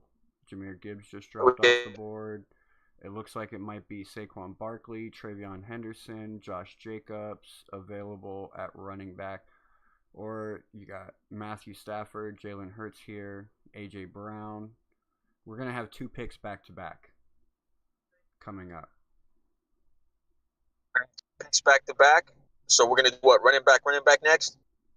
We have to. Travion Henderson is, and then Josh Jacobs are the 2 running backs at the top of the board at the moment. I say get Hampton and Harvey. Hampton and Harvey, so we could probably wait till next round to get them because they're down. Harvey is down at 26, and Hampton might have already been snagged. Jalen Hurts was just grabbed. So at the top, if we're gonna do back to back, if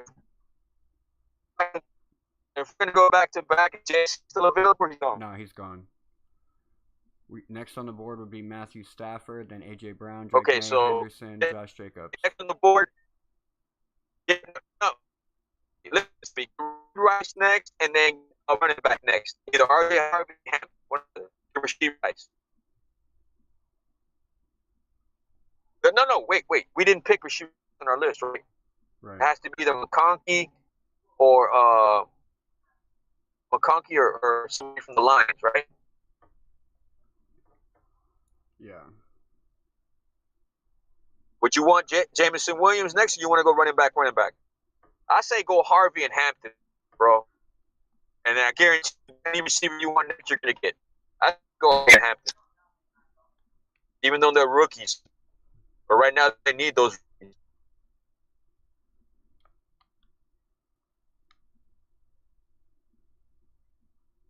Yeah, I don't even see Hampton on the board. He must have already got snagged. They have red names on people that are already eliminated from the playoffs. Oh, I do have Hampton. He's way down at the bottom. Oh, he just. What running backs we got left? Hampton literally just got grabbed. Oh, no, he didn't. He's still at the bottom. We can wait till the late rounds to get Hampton. Dude, get Hampton and Harvey, bro. If Harvey's gone, get Hampton and Williams. Williams is already gone. A-Chain's gone? I mean, he's not in the playoffs. Should we grab Amon-Ra St. Brown? Should we grab Amon-Ra St. Brown? Should we grab Dallas Goedert or Hunter Henry before they're gone? No, he's hurt. Get Hunter Henry or Dallas Goedert, yeah.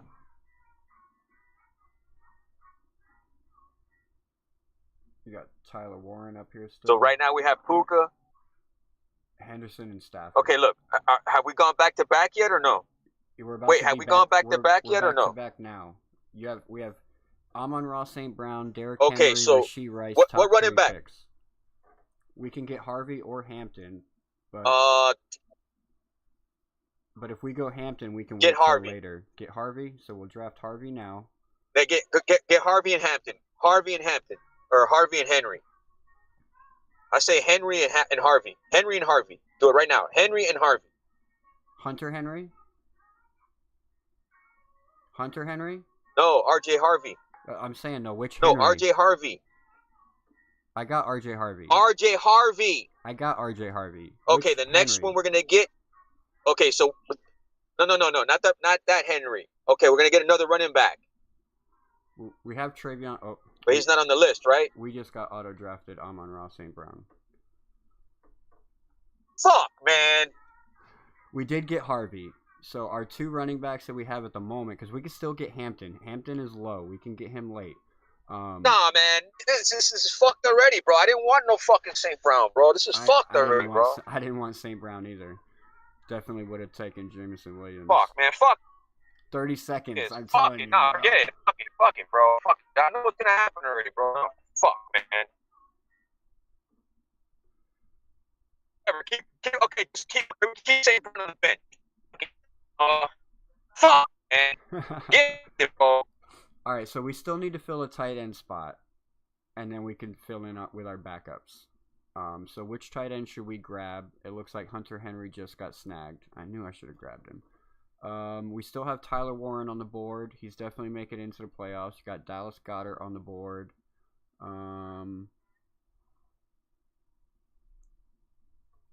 Yeah, this shit goes quick, bro. Travis Kelce is still on the board. Evan Ingram is on the board.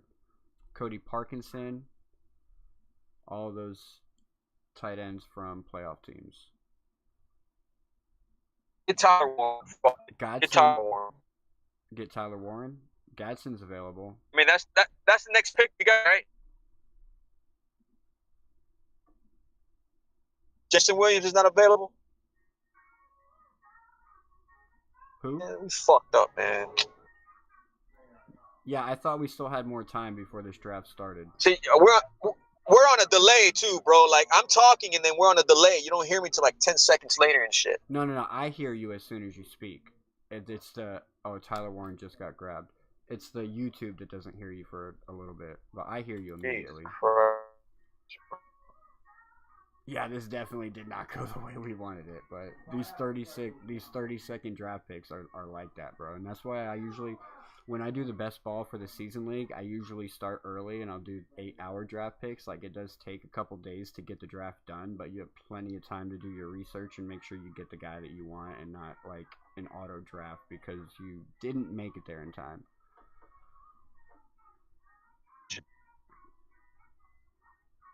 All right, so now we're on the board. Evan Ingram, Cody Parkinson, or Travis Kelce for tight end. Huh? So you're not hearing me, man. Fuck. Hello? I can hear you.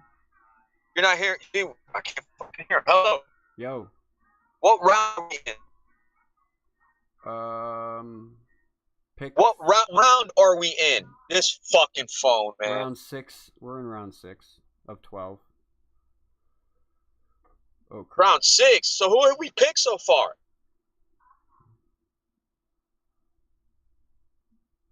Nobody good.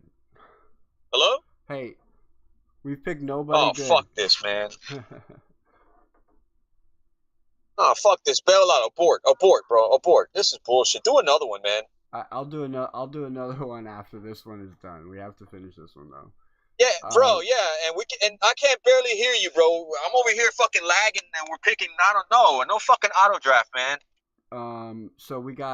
So right now the team stands. We have Matthew Stafford, Travion Henderson, Puka Nacua, Amon-Ra St. Brown, Evan Ingram, R.J. Harvey, and now where did Rashee Rice come from?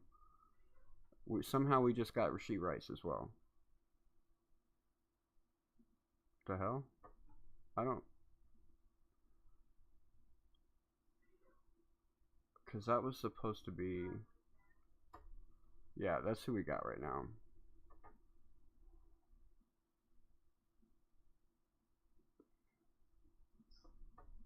The hell? Well, we know. I mean, it's still not a bad team. You think about it. These teams are still. Yeah, they're going to be in the playoffs. Who's our running back? Henderson and R.J. Harvey at the moment, and we could still get Omarion Hampton. I still plan on getting Omarion Hampton. If you pull off Omarion Hampton right now, then we got. If you can pull off Omarion Hampton right now, then I take back what I said. No, he's our next pick. Omarion Hampton is, and we're up in 2 picks. Who's our tight end? Evan Ingram. No, we need a better tight end. Fuck that. All the good ones got taken. Brandon Strange, bro.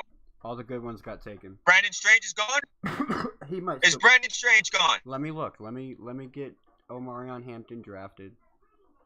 We got Gadsden. Brandon Strange is there. You want him? Yes, please. All right, he's on the board. All right, so we and just then added, can we get another tight end? I don't trust Ingram, bro. Yeah, but you think the Broncos are going to the Super Bowl?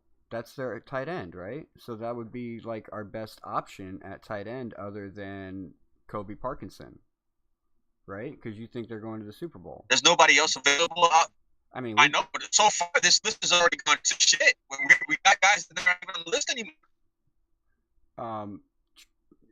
There's Travis Kelsey available. You got Cody Parkinson Get Kelsey. available. We got Rasheed Rice. Get Kelsey. You said get Kelsey? If we got Rasheed Rice, you said we got Rasheed Rice, right? Yeah, we did get Rasheed Rice, yeah. I don't even know. Okay, he's not on the list that we had. Yeah, I don't know where he came from. He must have got auto-picked. All right, then, I mean, fuck it. Get him. Like I said, we're going to need guys that we think might not make it anyway. So get Kelsey as a backup plan. If worse comes to worse and they make it, we got to steal in Kelsey late. Yeah, and that's the good thing about the flex spot. See, okay, look. So the receiver right now we have Puka and who? We have Puka, Amon-Ra St. Brown, Rasheed Rice, and that's it for receivers. You need to get. We need another receiver, bro. Yeah, I think we should skip. Or I mean, if so, McConkey's still. I mean, there. you got Hampton, right? You got Hampton, or yes or no? Yeah, we got Hampton, and we ended up grabbing Strange. Look, Alec Pierce and Ladd McConkey are on the board. That's your call. I mean, you have Troy Franklin we can grab. We're on the board. Your call. Your call. I grabbed Alec Pierce on. You like out of those three if you want. I grabbed Alec Pierce. So we got 4 receivers. Now we need how many? We got 2 running backs. Yeah, we got 3 running backs. No, we got 3. We got 3. We need a quarterback. We got a quarterback. We need one more. Are you still starting the whole way? We can't trade. I mean, we change him, right? No, we can't do nothing after we draft. We can't.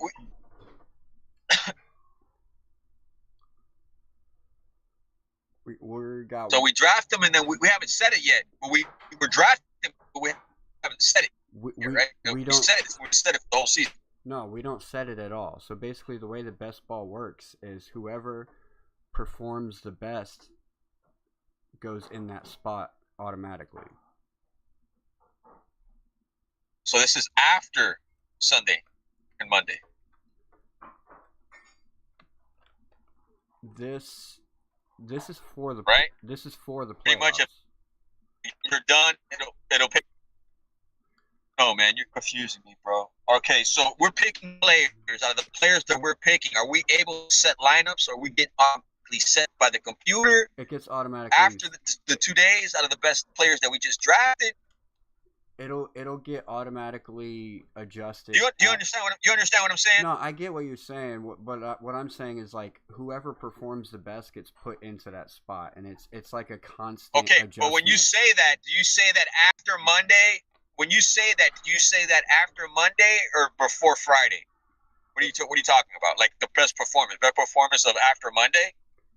No, it's just so like as the games are playing. So let's say our quarterbacks right now are Matthew Stafford and Patrick Mahomes. All right, so let's say they're both playing in the wild card game, right? All right, so now the game starts off. Matthew Stafford gets the first touchdown. He has 4 points. Patrick Mahomes has 2 points. Matthew Stafford will be in your quarterback spot as you're looking at that lineup. Oh, now Patrick Mahomes just scored a touchdown and he has 7 points. Patrick Mahomes will go into that spot. So it constantly moves depending on whoever has the most points goes into that spot. Sounds pretty good. I like that. That's what I was trying to figure. Okay, so whoever produces the best during the game, Sunday and Monday, it fluctuates. Yeah. So we have one more spot that we could fill in. Right so now, do we have team, okay. I'm gonna fill you Do we have how many quarterbacks we got? 2. Matthew Stafford and Patrick Mahomes. Oh, really? We got Mahomes. Okay, Yeah. so if the Kansas City Chiefs don't make the playoffs, we're pretty much fucked because we got 3 guys off the same team.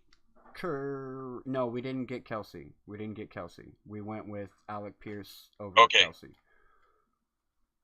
Okay, so what do we need?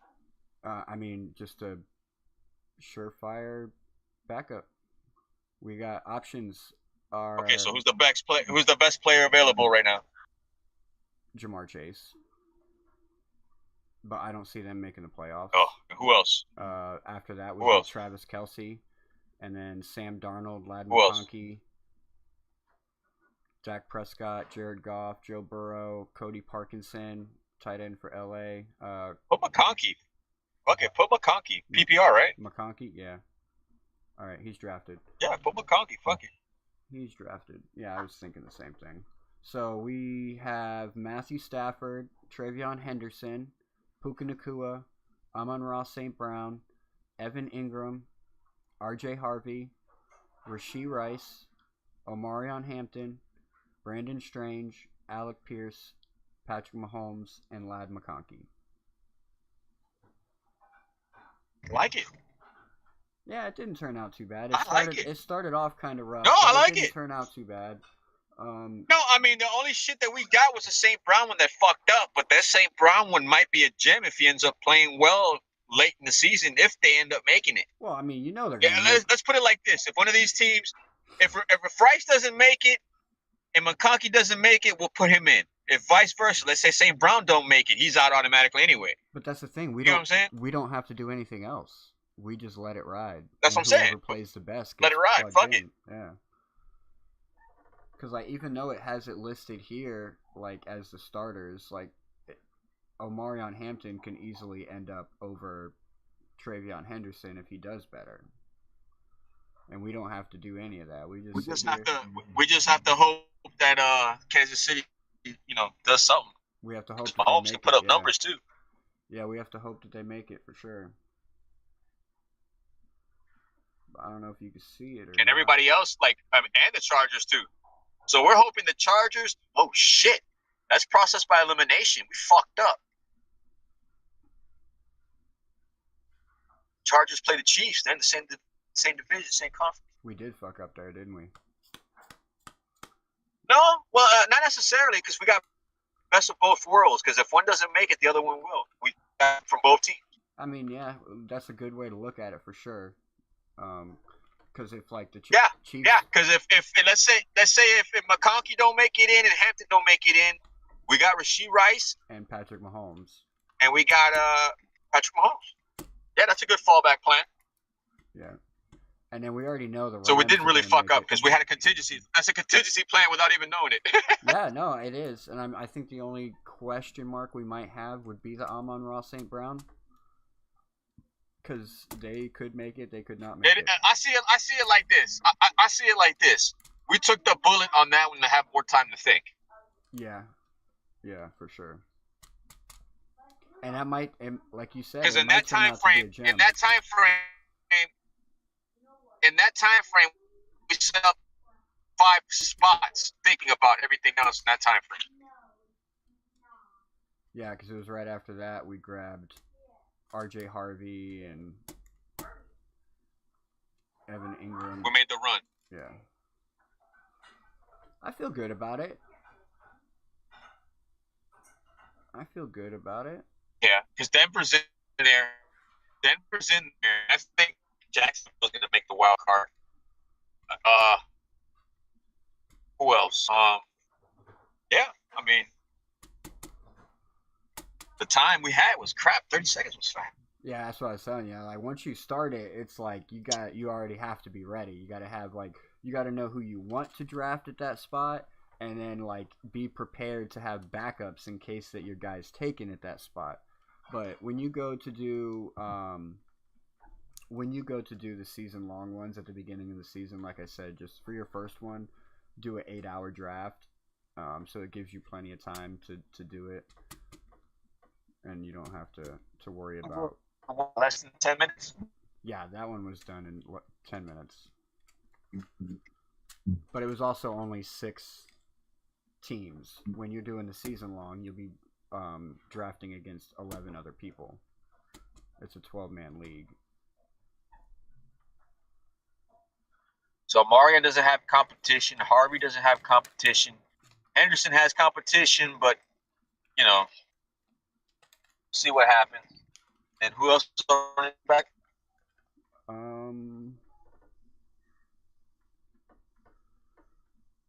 That is it. Those 3. R.J. Harvey, Omarion Hampton, Travion Henderson. So we sacrificed running back for receiver. Well, there wasn't a lot of good picks. Well, that's also because we could have got when you said Henry. when you said Henry, I thought Derrick Henry, and I said get Derrick Henry, but shit, like are they gonna make the playoffs? Yeah, no, I was talking about Hunter Henry.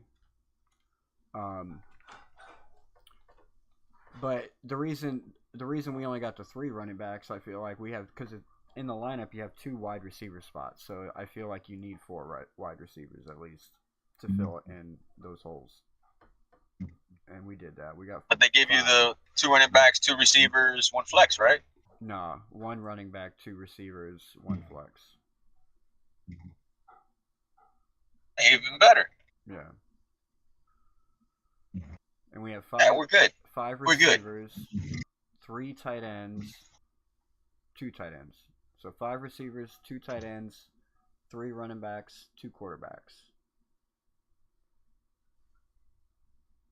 Sorry, we have 6 wide receivers because we grabbed. If Strange doesn't make it, Evan Ingram automatically goes in. Yeah, the tight ends could hurt us, but hopefully like you said, the Broncos make it to the Super Bowl, because this could be the only thing that ends up hurting us is the tight end spot.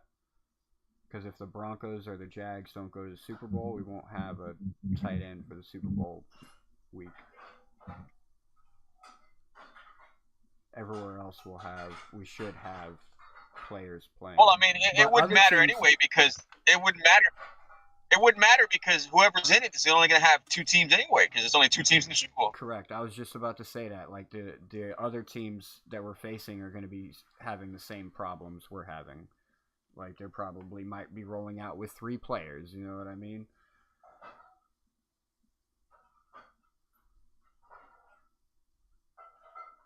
But I'll share. So it starts this Sunday? No, it don't start till the playoffs start. It literally starts wild card weekend. Oh, okay. Yeah, right. It don't start till wild card weekend. Like I said, we did do this way prematurely, but it could turn out to be a good one, man. Who knows? It could turn out to be a bust. Could not. Who knows? I don't care. It was coins. Who's our quarterback? Stafford and who? Mahomes. Yeah. It literally didn't cost me anything to enter into it, so if we lose, it don't mean nothing. If we win money, man. We win money, man. I'll share the link. I'll share a link for you in the Discord if you want to download the DraftKings and shit. Like I said, if you use the link that I send, you'll get an added bonus. That was fun. Yeah, it is fun. Now let's build. I'm going to go through and I'm going to build a weekly for Sunday, for tomorrow.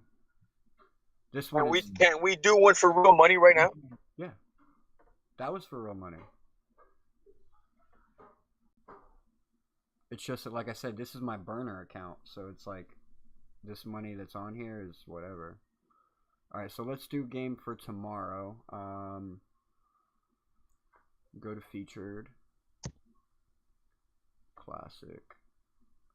All 11. Can you hear me better now? Yeah. All 11 games.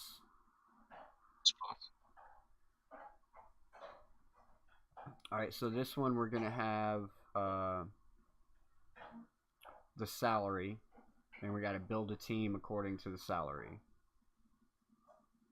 I'm going to enter us into a $1 contest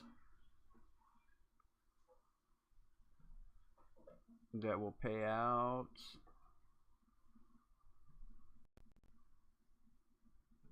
$5,000 to first place, and then if we get at least in 32,000, basically 40,000 people we're playing against right now, but we don't have a like our odds. Yeah, right. Can you see the screen? I'll lay the phone down so I can get better reception. So if I'm hurrying you up by talking fast, it's because I'm not looking and I need to, like, you know. Well, now you know we're not. Now we're not on a timer, so we have all the time in the world to make this lineup. Yeah, but hopefully these fuckers don't take all the time in the world either. We'll be here forever. They don't have like a limit to where you have to stop.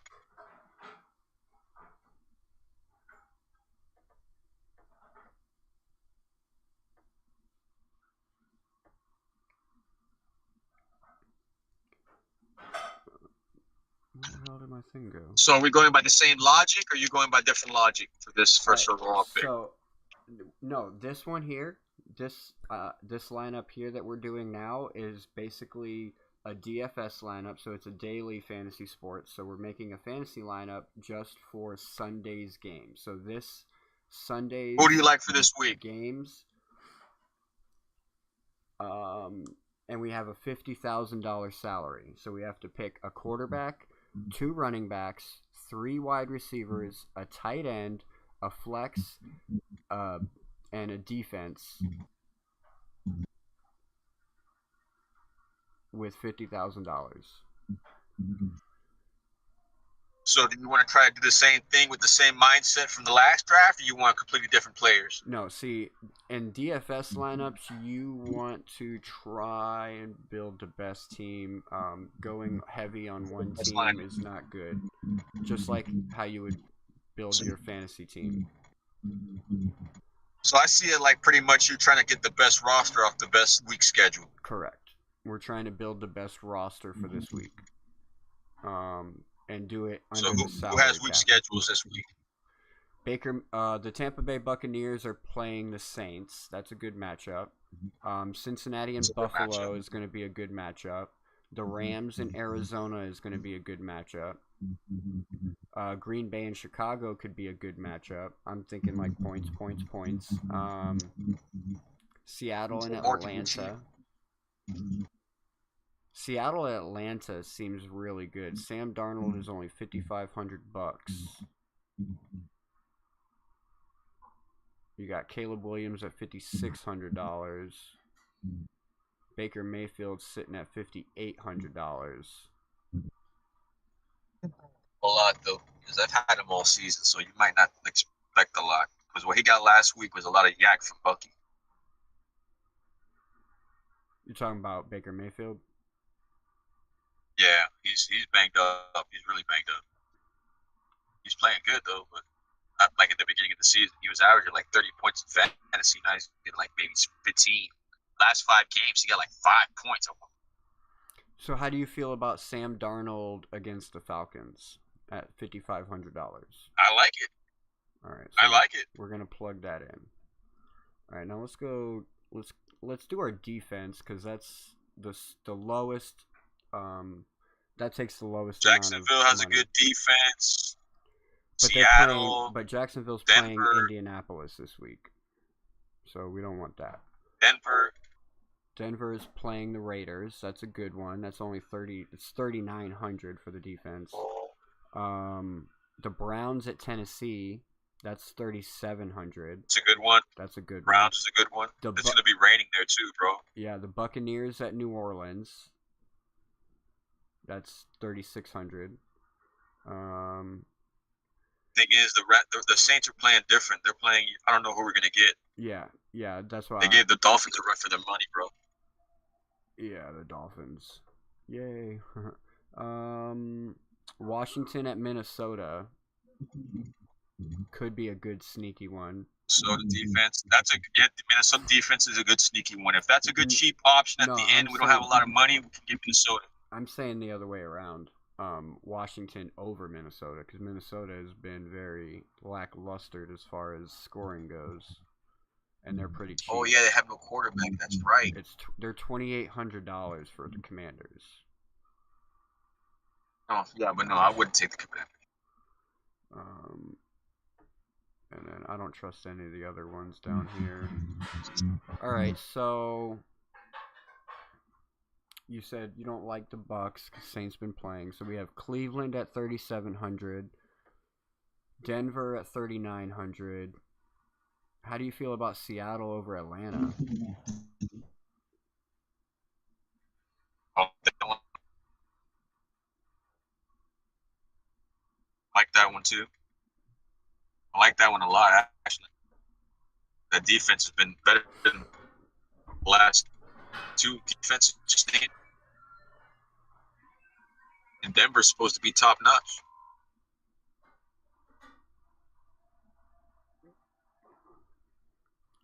So you think Denver's a good play here?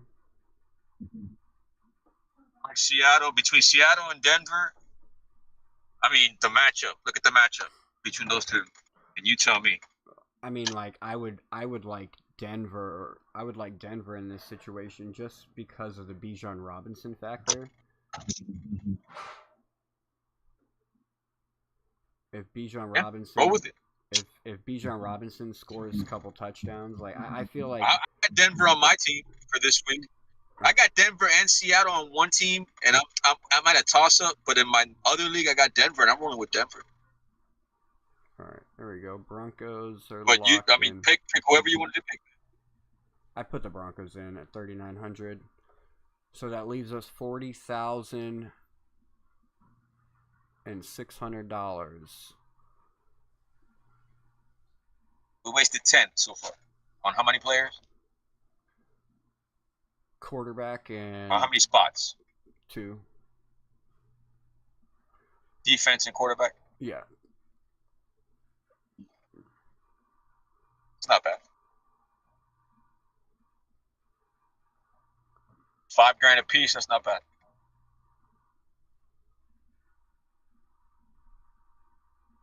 So now we need what? How many running backs? 2 running backs, three wide receivers, a tight end, and a flex. So if this is wide receiver heavy, I suggest you go wide receiver right now. All right, so JSN at the top spot, $9,000. Then Puka Nacua at 87, Jamar Chase at 82, Devontae Adams at 77, Drake London's out, Justin Jefferson at 69, which I think is a waste. Jalen Waddle at 68. So the question is, are you willing to waste a lot of fab on 3 players? Pretty much 3 receivers. The way that I usually do my receivers is I'll usually get one of the top ones, and I'll get one that's like usually down in the $3,000 range, because you could usually try and find sleepers. Yeah, that's what I'm thinking. So out of those 3, the 3 receivers, which one are you gonna go cheap? 2 or 1? I'll probably go cheap on one, and then mid-range on another one, and then high on a third So let's do one. the cheap. Let's do the cheap one first. All right, I'm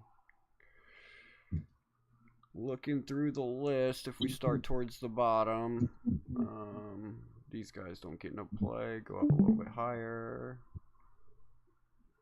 I like DJ Moore, man. Let's see how much he is. DJ Moore at Green Bay this week. You like that? Yeah. I mean, Doomsday's out. Either that or Loveland at tight end. Shit, we could have got Loveland. I forgot about Chicago. Yeah, we haven't got the tight end yet. Tight No, but I ends- mean the other draft. The other draft we did, we could have got Loveland. I forgot. Oh yeah, we could have. Because he has been. I drafted Loveland in my fantasy at the beginning, and then he didn't work out in the beginning. Sound like the Bears. Who am I looking for? DJ Moore. DJ Moore, where you? Who do you like? Do you think it's gonna be like a sleeper underdog receiver? So DJ Moore is $4,800 this week. His price went up. So who's next to him?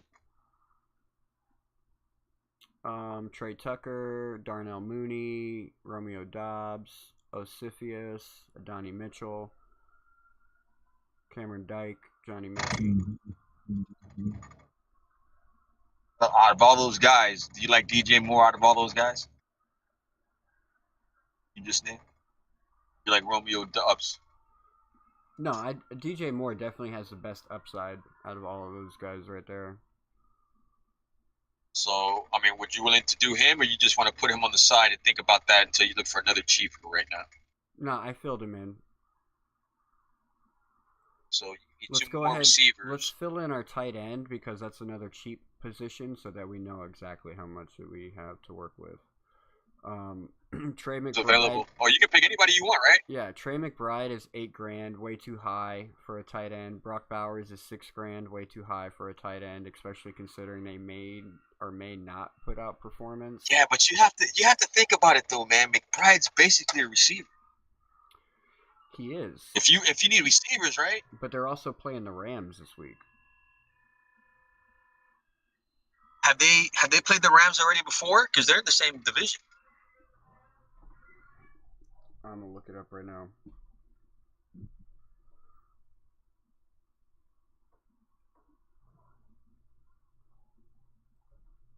I don't think they have though, because I got Stafford in my team.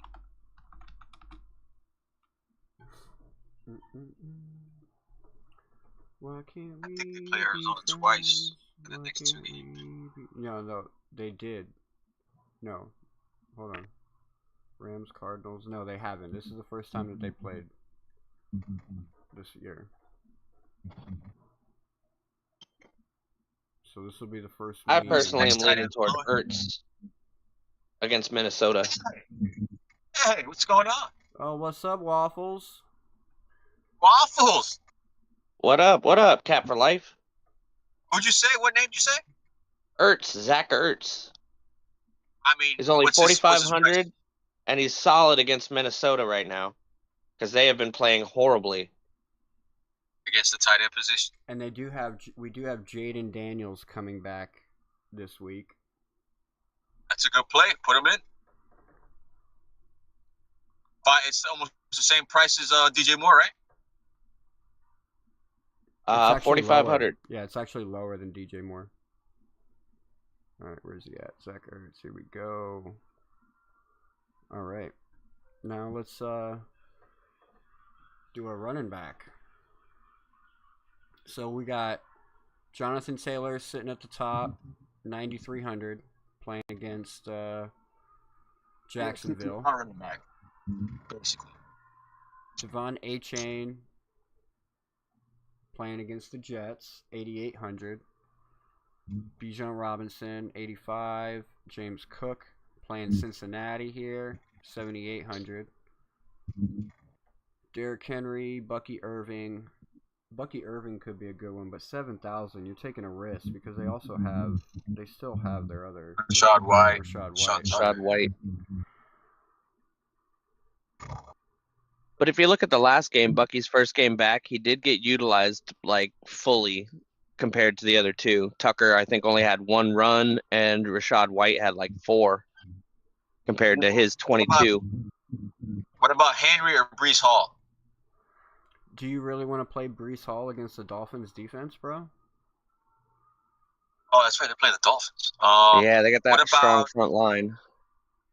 What about Chris Rodriguez? Or do you want somebody heavy duty? You want a heavy hitter. That's what you want. Well, I mean, like, if you went cheap on the receiver, if we could find a sleeper that's cheap, then we can go and get 2 big name wide receivers. I mean, Waffles. You like Hampton? You like Harvey? You like any of the rookie running backs? Or do you like a heavy hitter running back? I'd probably go with the heavy hitter as opposed to the rookie with maybe a little bit of an upside. Maybe like Manange. Swift, Jacobs. I mean, yeah, but they're playing Green Bay. Yeah, I wouldn't trust that against Green Bay this week. Who else? Aaron Jones could be a sneaky play He's from banged Minnesota. up though, bro. Is he? Let me look. Yeah, he's banged up, and he's playing against Washington. Yeah, Washington, the Commanders. I mean, if you want a heavy hitter, why not A-Chain? I mean, he put up. You have a strong, valid point there. I mean, Gibbs is already, we screwed the pooch on Gibbs. He's done. You can't play him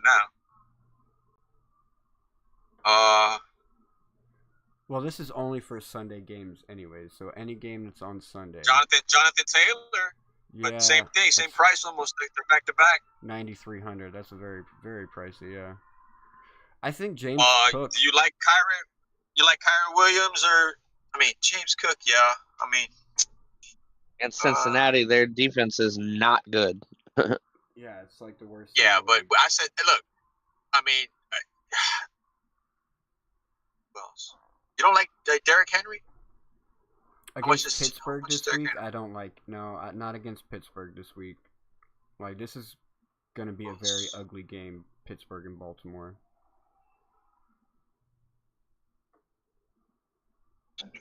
But I could be wrong.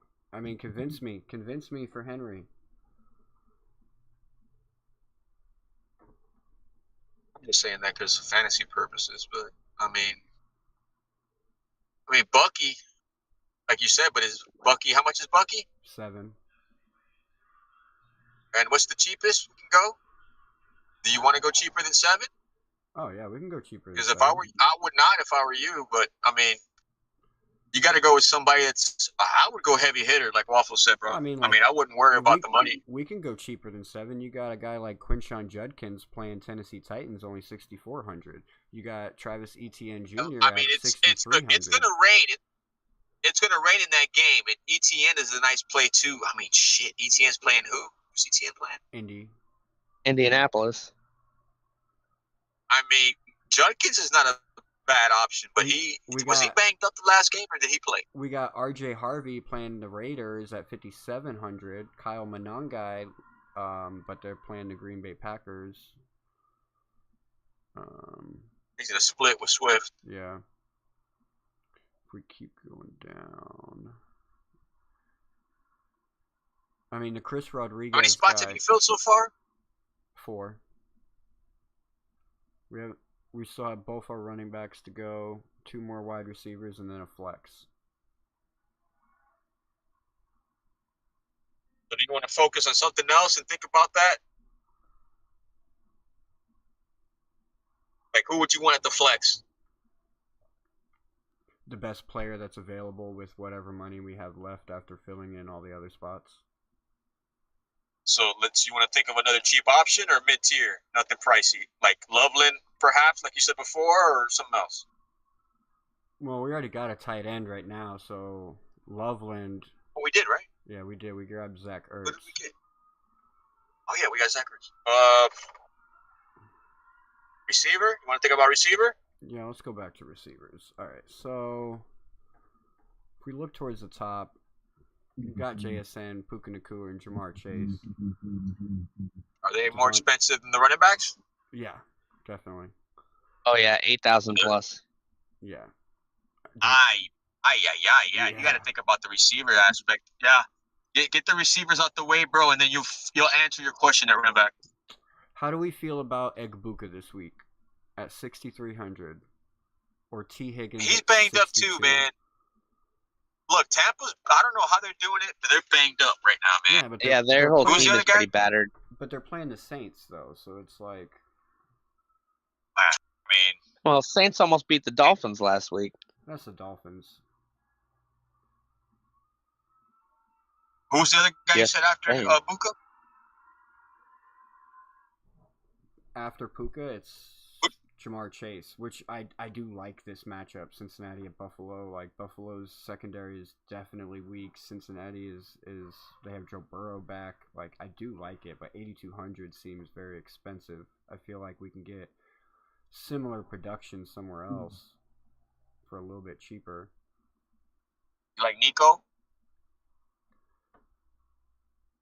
Who are they playing this Go week? Collins. Who are they playing? Houston? KC? I don't even see him on there. No, they're not available. Houston's not available.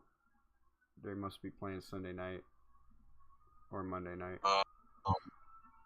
Yeah, these are all the Sunday games. JSN's expensive. I mean, Yeah, but he's gonna put the value up for sure. Playing Atlanta, same with Puka Nacua. yeah, because he had his last week. Got Michael Wilson here at 5,600. Man, Jameson But they're Williams. playing the Rams again. You can't pay. Yeah, because they played already, right? Jameson Williams. Thursday night. Christian Watson. Yeah, they played Thursday. The Lions. Christian Watson playing Chicago. Rasheed Rice. How much is Rasheed Rice? I don't think they're available. They play on. They play the Colts. I mean the Texans. Yeah, they play on Monday night or Yeah, Nico, Sunday night. Nico and Rice, you can't use. They play each other. Yeah, Crap, man. Waddle. Jalen Waddle is available. Yeah, he is available. He is $6,800. Oh man, you guys like Waddle? I don't like Waddle for the simple fact of what we were talking about earlier about him going to be getting double teamed. But I mean, at the same time, like he's really our number one target. So I'm okay with Waddle. Diggs? No, Diggs is gonna split with. Yeah, New England already played, didn't they? Yeah. No. Had a bye week. Yeah, they're on bye. That's what it was. What about Wicks? Sitting at 3,900. Dontavian. I know, but if I were to tell you Wicks, Dobbs, and Watson. Yeah, I agree. They're like a three-headed beast of a wide receiver room, and you never know who's going to go off. Now Reed's coming back. He got 28 points last week. He had 6 receptions, 94 yards, 2 touchdowns. But that's like boomer bust with Wicks. You know what I'm saying? Same thing with Dobbs. Dobbs. I agree.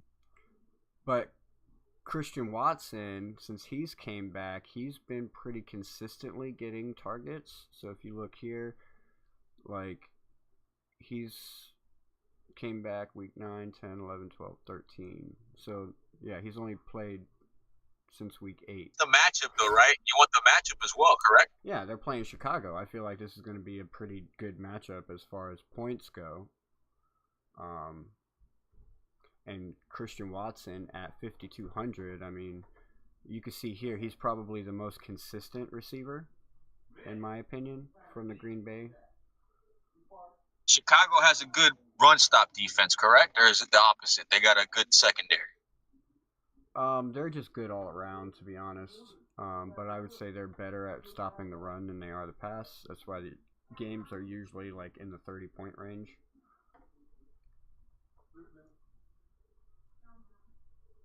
Because they're kind of like Dallas. Chicago's kind of like Dallas. Like, we can't use Dallas either, right? Like, we can't use Pickens. Nope. I don't like Sutton. I don't like. You like Trey Franklin?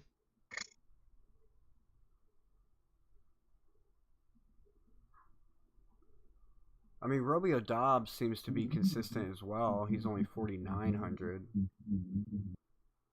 Would you pick him over Franklin? Troy Franklin. Who are they? They're playing the Raiders this week? Yeah, I don't like that matchup unless your name is RJ Harvey.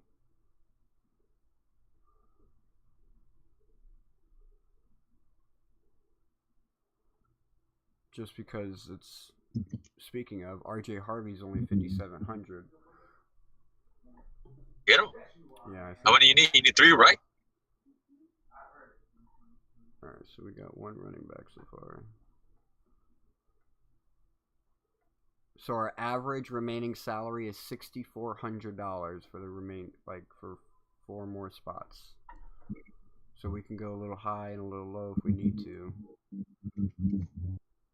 Waffles. How you feel about Waddle?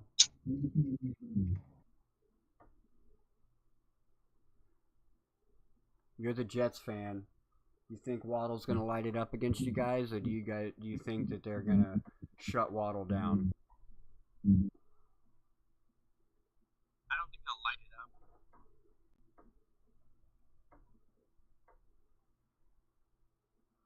Has your secondary gotten better since they traded Sauce and DJ Reed left? That guy last week. I can barely hear you, dude. I'm talking on my glasses. Say what? He was talking through his glasses. No, I mean I heard him, but Yeah, I got the Meta Ray-Ban glasses, so I'm using that as my microphone right now. Crazy time. It definitely is. But like I said, I don't think Waddle's going to produce like above average stats in this game because, like he said earlier, he's going to get double covered because they know that he's the main guy. So you think 6,800 And we is picked too up much? somebody. We picked up a couple defensive players this week too in preparation for this game that I'm sure will elevate off the practice squad before tomorrow. So Hello. So 6,800 is too expensive. Are you comfortable with Malik Washington over here?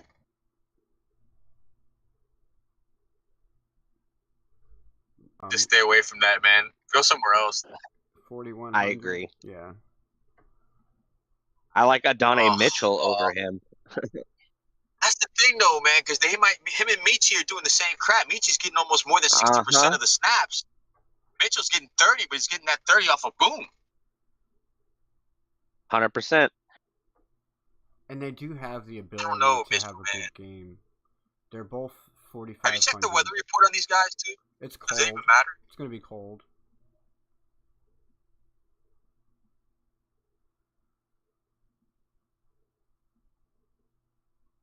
I'm trying to think who else in the NFC worthy, that's cheap, that's fighting.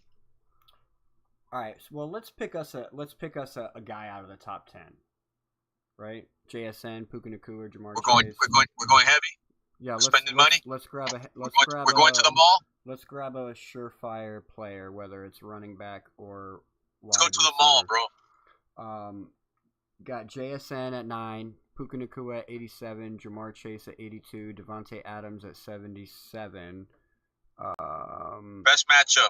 And then on the running backs, we have Jonathan Taylor at 93, Devon Achane at 88, Bijan Robinson at 85, James Cook at 78, Derrick Henry at 75.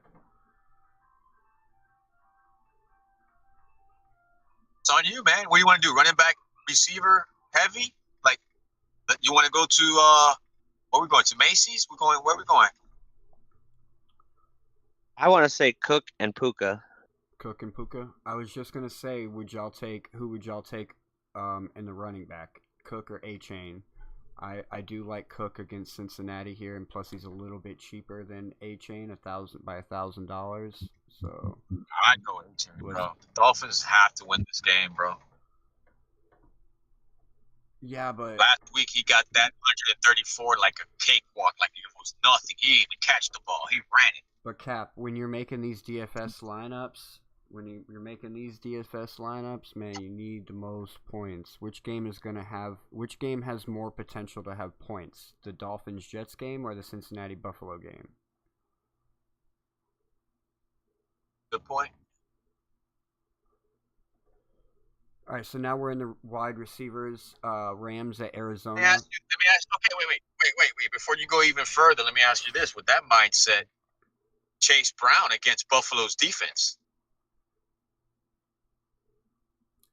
We might be able to slide him into our flex. Think about it. What price is he at? Chase Brown. I mean, because we can always switch people around too. Chase Brown is. Buffalo can't stop a nosebleed. Chase Brown is 6,700. 6,700. Yeah. It looks like now out of our price range though. I mean, like we could trade out R.J. Harvey at 5,700 for him, and then just go small on a wide receiver. Because we did pick up Puka. Puka is a big hit, 87. I mean, matchup. Like I said, if you like the matchup with Harvey, and you like the matchup with Chase Brown, I mean, do you like the matchup with Chase Brown? What matchup do you like? Both of you guys. Like, do you like those matchups, or do you like something else? Because I'm about matchup. If you're gonna, that's fine. But I like the matchups. Bang for your buck. I like the matchups. I'm just trying to figure out how to manage these and stay in the price range. So that would leave us looking at a wide receiver that's probably around $3,000. Said Waddle was at how much earlier? Like 4? 60 or 70, 78, I think he was, or 68. So we're looking at a Higgins, or we're looking at a Flowers or a Sutton. Hold on. Michael Tinsley. He had got a lot of attention last game. 2 games ago against New England. The last 2 games he's gotten a lot of attention, but he's only caught look, he has the same problem. Yeah, as 9 and Adonai 6 Mitchell. targets, but no catches. Two receptions on 9 targets. Yeah, that's not very good. But he has upside potential, especially with Joe Burrow back. What do you guys think? But T. Higgins is back as well, so like he got that. Yeah, I was look gonna because say. T. Higgins was out. Oshivas is there too. Oshivas, but he's up there a little Yeah, bit. He's in the 4,000 range. And you can't really tell who's gonna get the ball. Yeah. Now Miller gets he's back too now.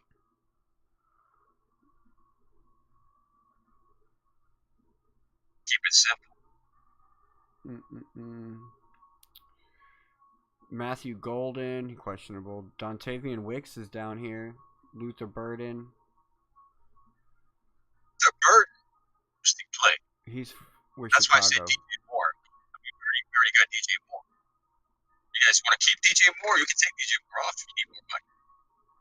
Well, DJ Moore's only 4,800, so he's not really eating up a Yeah, lot so of is the the cap next space. receiver they get, are we going to get the same receiver in that price range, or maybe 1,000 less, cheaper?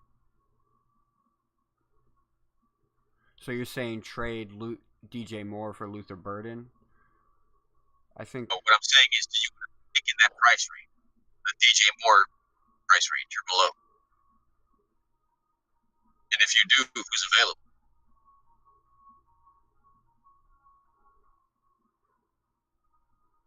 Romeo Dobbs. Do you want to go?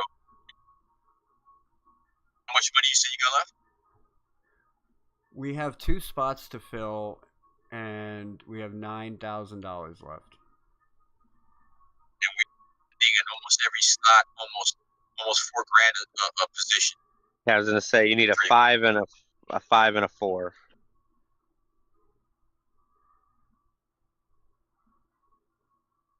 What's your roster so far? You say you have who? I mean, what about McLaurin at 52? Scary Terry? I mean, Gary Terry. he did put up a big game in his return. We also have Alec Pierce available at 51. I go Scary Terry before Pierce. Agreed. Agreed. Okay, there we go. Scary Terry it is. All right, so that leaves us So basically, 3,900 for a flex spot, unless we want to change. you got Hurt and Terry though. Does that matter or no? No, that doesn't matter. Scary Terry and Zach Ertz. I mean, we'll address that in a minute. See what we got. I was gonna say Mariota's efficient enough with the ball downfield that Well, I think that it wouldn't matter for having both of them. It's gonna be Jaden Daniels back in the mix. Ah, even more upside. Which is probably better. So here we go for the flex spot. The spots that we have available. We have Dontavian Wicks. We have your guy, Cap for Life. Brandon Strange is up there at 3,900. We have Luther Burden available. We have Darren Waller available at 3,800. Harold Fannin Jr. is available at 37. But you need receiver. No, this is a flex. It's showing me. Oh, you can put tight end at flex too? Yeah, we could put tight end at flex. Yes. What? I mean, man, that opens up a whole universe. We got Mason Taylor. We got Mason Taylor at 3,300. That would free us up another $600. I get Brandon Strange over Mason Taylor if that's the case. Same. But do we want to go 2 tight ends though? Like we can go anywhere. Colston Loveland at 3,200. Do we want to go there? Do we want to go there, or do we want to go somewhere else? Well, I mean, we don't really have many options, like, with what we have left. If we wanted to go, like, grab another Is good there wide more running receiver. backs? Do you guys want running back, or do you want tight end, or do you want receiver? Well, What I do you want? mean, I was say we got Kate Otten. at this point, like, we can only grab what we have enough So you available guys for. want another tight end? What do you guys Not want? necessarily. Receiver, running back? All we can really afford right want now points. is another tight end. Yeah, all we can afford right now is another tight end, unless we go lower. We take out Puka Nacua and put in a different, or if we take out James Cook or Puka Nacua and go lower there. No, I say So we leave both of them because their matchups are strong. Yes, no, I agree. So we with can't you, get another running back. We can't. No, We gotta get- I we mean, gotta get tight we end. could possibly go lower on Zach Ertz and throw in one of these $3,000 tight ends that might put up the same production as Zach Ertz, and then we'll have a little bit more to play with for the flex spot, which could probably get us a running back or a wide receiver that's a little bit higher. See it like this: you got two guys from the Redskins or from the Commanders. I mean, do we need the stack? I'm looking at it right now. I'm looking at it right now to play around with it. I mean, because if JD5 is back, bro, those are the guys he throws to. But is he gonna? You get what I'm saying? Like Yeah. if they don't score, then both of them don't score. All right. Facts. If the Commanders end up muffing it, then neither one of them produce. Right here we have Colston Loveland at 32. We have Colby Parkinson at 31, which I like that. That's a good matchup. Colby Parkinson has been coming out recently as their clear tight end. You can see here in the last 5 weeks he's had 3 games where he's put up 10 points or more since their bye. He's getting an average of 4 targets per game. He has 3 touchdowns out of 5 games. That's 3,100. And you have Colston Loveland, who's also been coming out the last couple games. You can see here, in the last 5 games, he also has 3 touchdowns. The Rams have more indoor games, or the Chicago Bears have more indoor games. I mean, well, the Chicago Bears play outdoors in the wind.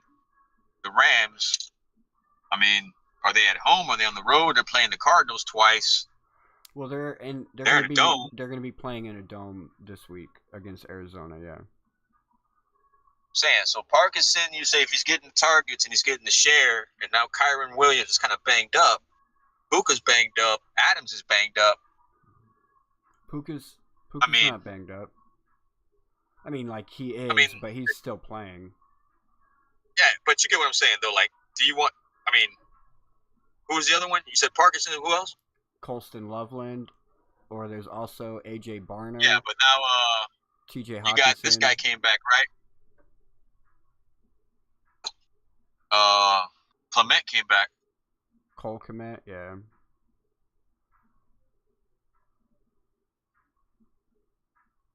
I like Brendan Strange, man.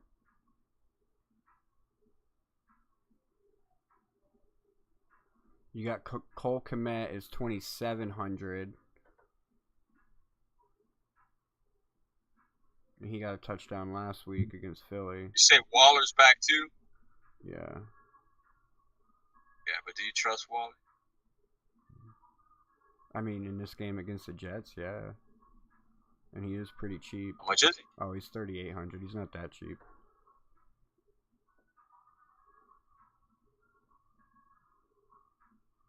Kate Otten What do you want to against do? the Saints. I like Parkinson, man.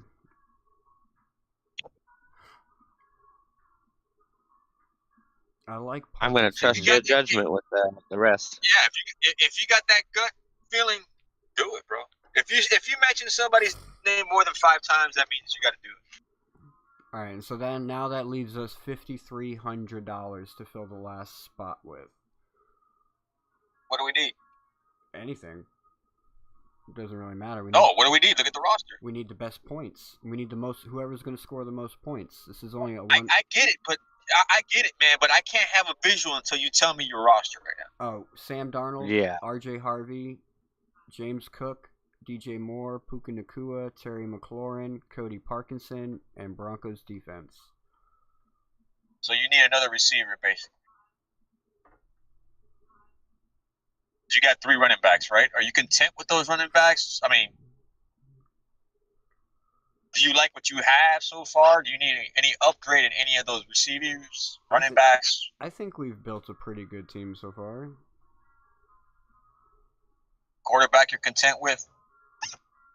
I mean, for the price point, Sam Darnold at 5,500, we would have to go higher for a better quarterback. Do you want to upgrade DJ Moore? See if you can get a receiver for 10? No, we have to fill that flex spot, or else we won't be able to enter the contest. So Hit we the don't have a flex flex and spot. let's see what we have available then. Stop looking at quarterbacks. I was looking to see if I can get a better, cheaper quarterback. Yeah, no, I know. But I don't think we can. Waffles, you like Seattle I do. this week?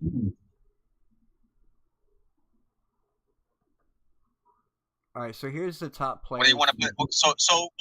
So what you guys want to put the most value at the flex, but you're not answering either running back or receiver. You're saying just the points. So you're saying a tight end would get the most points out of the price range we're getting right now?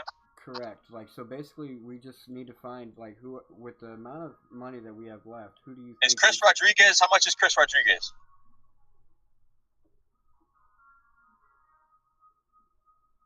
He's 47, but I don't know, like, with Bill being. Oh yeah, but he's a commander too. Shit, Yeah, I forgot. Never mind. I don't like the idea of that. So basically, what we're looking at right now, the top players we have available are Aaron Jones, Chris Godwin, Khalil Shakur, Zonovan Knight, Christian Watson, Neal from the Saints, Charbonnet, Alec Pierce, Kenneth Gainwell, Rashad White, Tyler Warren. Tyler Warren, really? At $5,000. Yeah, but you have how much? We have 53 to play with. How much? 53. Tyler Warren, dude. Taji Spears. I was gonna say that sounds like a good. That sounds like a really slot good right slot there. Right there, yep, for real.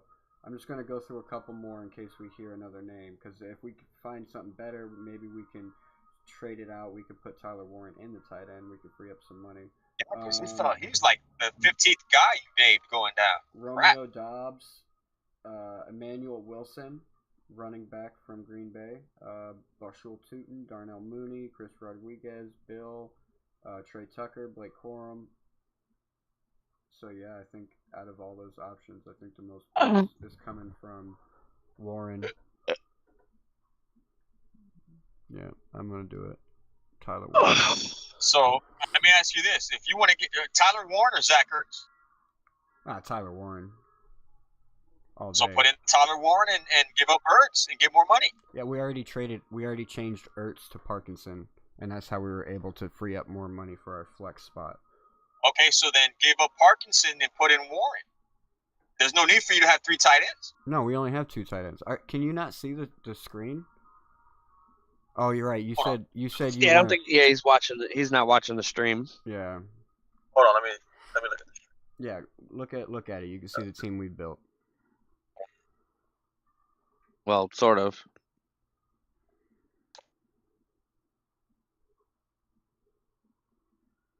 Okay, I don't go to the lineup page. Lineup page? How do I go to lineup page? Oh no, I'm talking to him. It's a cat in a hat. Yeah, because I see four squares. Okay. It says watch stream. Click on watch Click stream. that one. Okay, there we go. All right, hold on. Just a second here. All right. So. And then you're gonna want to zoom in to see what the fuck is actually there. Okay, we didn't get. Okay, we replaced Parkinson. We replaced Ertz with Parkinson's, correct? Correct. Yes. Okay, so you got to pick one or the other. You can't have 2 tight ends. I mean, you think but if you okay. All right, so hold on, Cap. Either or. Okay. Hold on, Cap. Tyler Warren, we went through the list of. We had $5,300 available left to us. We went through the list. Tyler Warren gives us the most points. I understand what you're saying, but since you don't have Ertz in there anymore, and I don't see McLaurin. Okay, McLaurin's there. Why don't you stack? Okay, you want? Oh crap. Okay. Let me see. You think Parkinson's gonna have more points than Chris Rodriguez?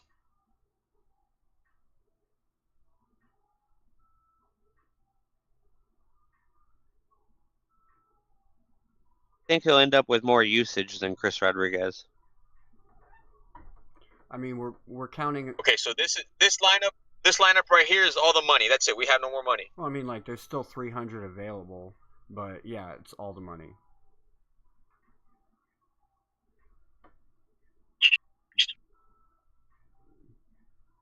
Man, I know it's tough, man. I feel like Warren is a good receiver, bro, and you're getting him at the tight end spot as a flex. You can put in at your luxury anything else but Parkinson. That's just my mindset, bro. Let's see. If we were to drop Parkinson, we'd have 3,400 left, right? Mm-hmm. We wouldn't be able to put. Scroll down to the 3,400 category of people. Dad, do you listen to what I said? For tight ends or just people in general? Just in general, yeah. For the flex spot, 3,400 and below. Dad, do you listen to what I said? What'd you say, bud? I said, can I get the rulebook for using? All right, so we're looking at Tillman, Austin the third, Bryant, Okinawa, Ingram, All right, give me Lane, Davis, Mason Taylor, Hawkinson, Cooks. You think Hawkinson might not get more play than? I just don't trust the Minnesota offense right now. Like that's why, like, I wouldn't even go with Justin Jefferson. Yeah, with JJ McCarthy out there throwing the ball. Yeah, to the wrong team. See, Loveland's out there too, but then that's another. You know, you're gonna stack him with DJ Moore. Like either one, if you look at somebody, they're gonna get stacked. And the only stacking you should be doing is quarterback, receiver. Yeah, I was gonna say the only stack I see is the Barner. You got Loveland because you got Moore. I don't like AJ Barner at 3,200 though. He's too expensive. He doesn't put up enough. He doesn't have enough upside. Well, he's hurt too. He's kind of banged up. We could always switch. Puka Nacua for JSN to get that kind of matchup, but we'd have to go lower on somebody. Because How much is Puka? Puka's 87. JSN is 93. And JSN's how much? 93. Oh no, yeah. Stay with Puka, but I mean. Oh, actually, he's only 9, so we could literally do the switch. It would be an even swap, and we'd have zero money left over. How? But you're wasting $800 more. No, just $300 more, but it would leave us with zero remaining salary, and it would. How much is Puka? 87. Puka's 87. JSN is 9,000.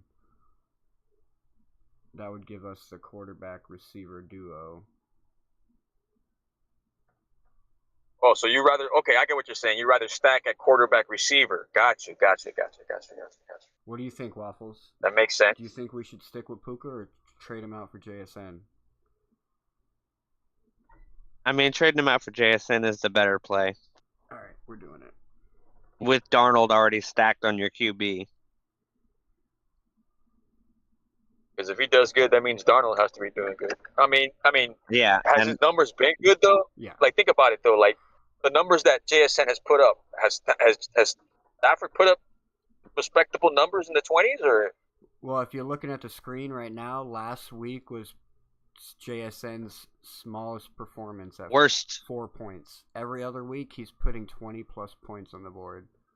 Yeah, he has. But then when you go back and look at Darnold, weeks. Same thing. He has 2 weeks where he hasn't put 20 plus points on the board out of 13. So we're taking a gamble after them having the worst production, even though they got. But they were playing Minnesota. A 26-0 win over Minnesota. That was a defense. Yeah, no, I get it. No, I get it. Sam They still Darnold. whooped them. It was just a matter of them, the main guys, not getting the best production. So Sam Darnold's Yeah, up and the down. defense did it all. Yeah. You can see here Sam Darnold is definitely up and down.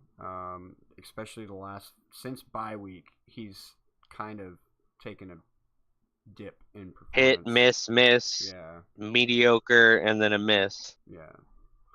So if you think by that So logic, this time of the year might be getting to him. but they do have a good matchup against Atlanta. Let me ask you, doing this, have you ever seen a winner on this with a stacked quarterback and receiver, or has there been always two different teams? I mean, it's just building the most points.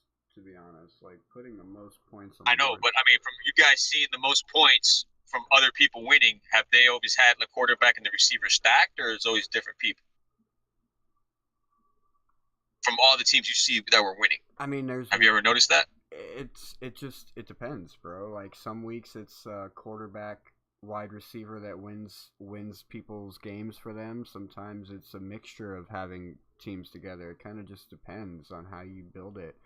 Like, but you've never like correlated like a running back quarterback stack combo winning leagues or winning money or anything like that.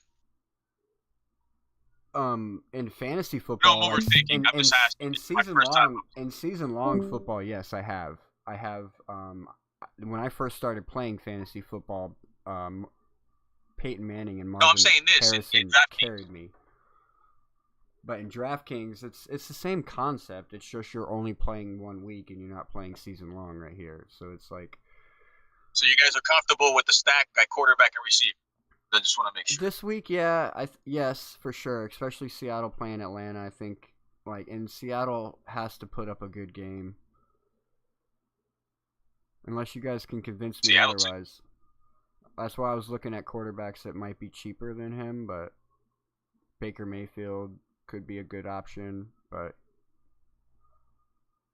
he's 58. We would have to go back down to Puka Nacua, but we could do that. We could go back down to Puka Nacua and switch out Sam Darnold for Baker Mayfield.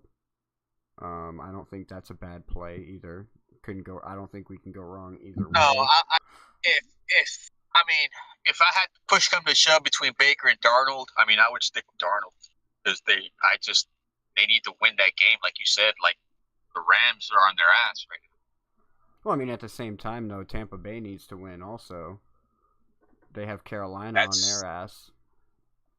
That's, what's the price? Well, like I said, if we wanted to go with Baker, we would have to switch back to Puka Nacua. That's what I'm saying, but what's the price on Baker? 58. And Darnold is how much? 55. We have Caleb Williams at 56, but playing Green Bay, so that 300 is still lingering. Well, that's what I'm saying. If we went to Baker, we would have to switch to Puka because the $300 difference. We got Tyrod Taylor playing against the Miami Dolphins this week at 4,900. That could be a sneaky good play. That's what I'm saying. I got a gut feeling it's going to be one of these nobodies that's going to end up being somebody. You know what I'm saying? That's always how these things work out. You get that, right? Yeah.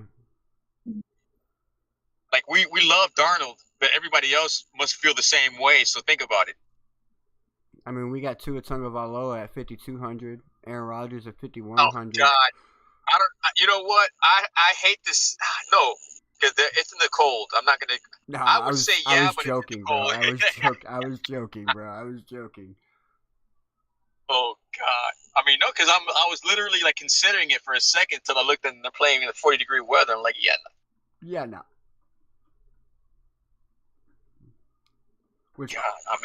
Which also makes A-Chain look more intriguing, right? That's what I'm saying, man. Like, A-Chain's 8,800. Gibbs had a blow up game. Okay, you got to look at it this way: the 3 number 1 running backs in the NFL are who? Gibbs, A-Chain, and Taylor. And number 4 is who? McCaffrey? Yeah. Who's due right now? Who's due? Who's due? Who's had blow-up games right now? McCaffrey's had a blow-up game like twice in 2 weeks. Gibbs has blown up games the past 2-3 weeks. I mean, Taylor's been blowing it up every week. Who's due right now? I mean, A-Chain is due. I just don't see it coming against the Jets. But we could switch out. So, picture here, we switch out R.J. Harvey. See, we would have to get rid of Najigba in order to make it work. We'd have to go low on... Is there a way where you can keep JSN and get A-Chain? We would have to get rid of James Cook. And we already discussed this. Like, we feel like the Cincinnati-Buffalo game has more potential to put up points over the Miami and Jets game. What's the total on the Miami Jets game? Probably 34 points. I don't know off the top of my head. More than 40. Should be. But if it's in that level where you're saying, then yeah, I wouldn't touch it. But if it's in that 30 range, man, they know something we don't know.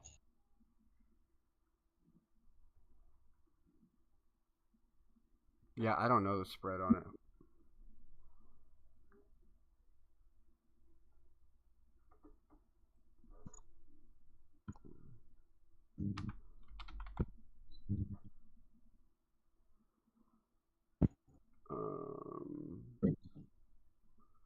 You're looking at. I'm trying to look it up. It's not telling me. Right.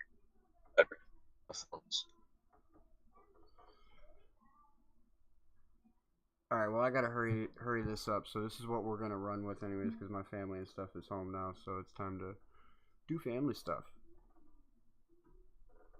But I'm gonna send you the link, Cap. I'll send you a link in the Discord, and you can just hit that link and join in. And then you can play around with it yourself. You can do lineups as low as 25 cents, as low as 10 cents, like while you're getting the gist of how to play it. But it's just like what we were doing here. Just kind of slowly build your lineup. Thinking. I'm gonna do it right now, as a matter of fact. Well, let me get you a link then.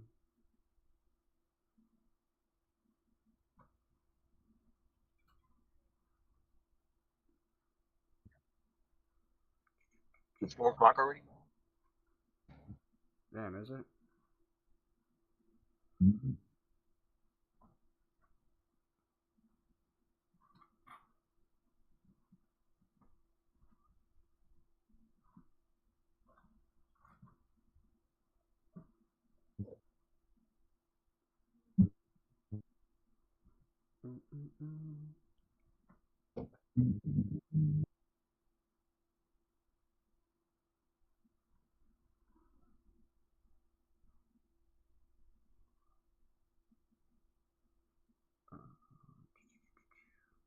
So this is basically points. Yeah, you're trying to. I just sent the link in. I just sent the link in the general chat. But yeah, you're basically just trying to use your 50 grand to put the most points together. 1, 2, 3. All right, 4, brother, man. 5, 6, 7, This was 8, fun, 9. man. Thank you for having me on the program today. Hey, no problem. Thanks for joining in. We'll definitely link up again. And go Fins, man. Peace out. Yeah, man. Good luck to everybody out there, man. Take care.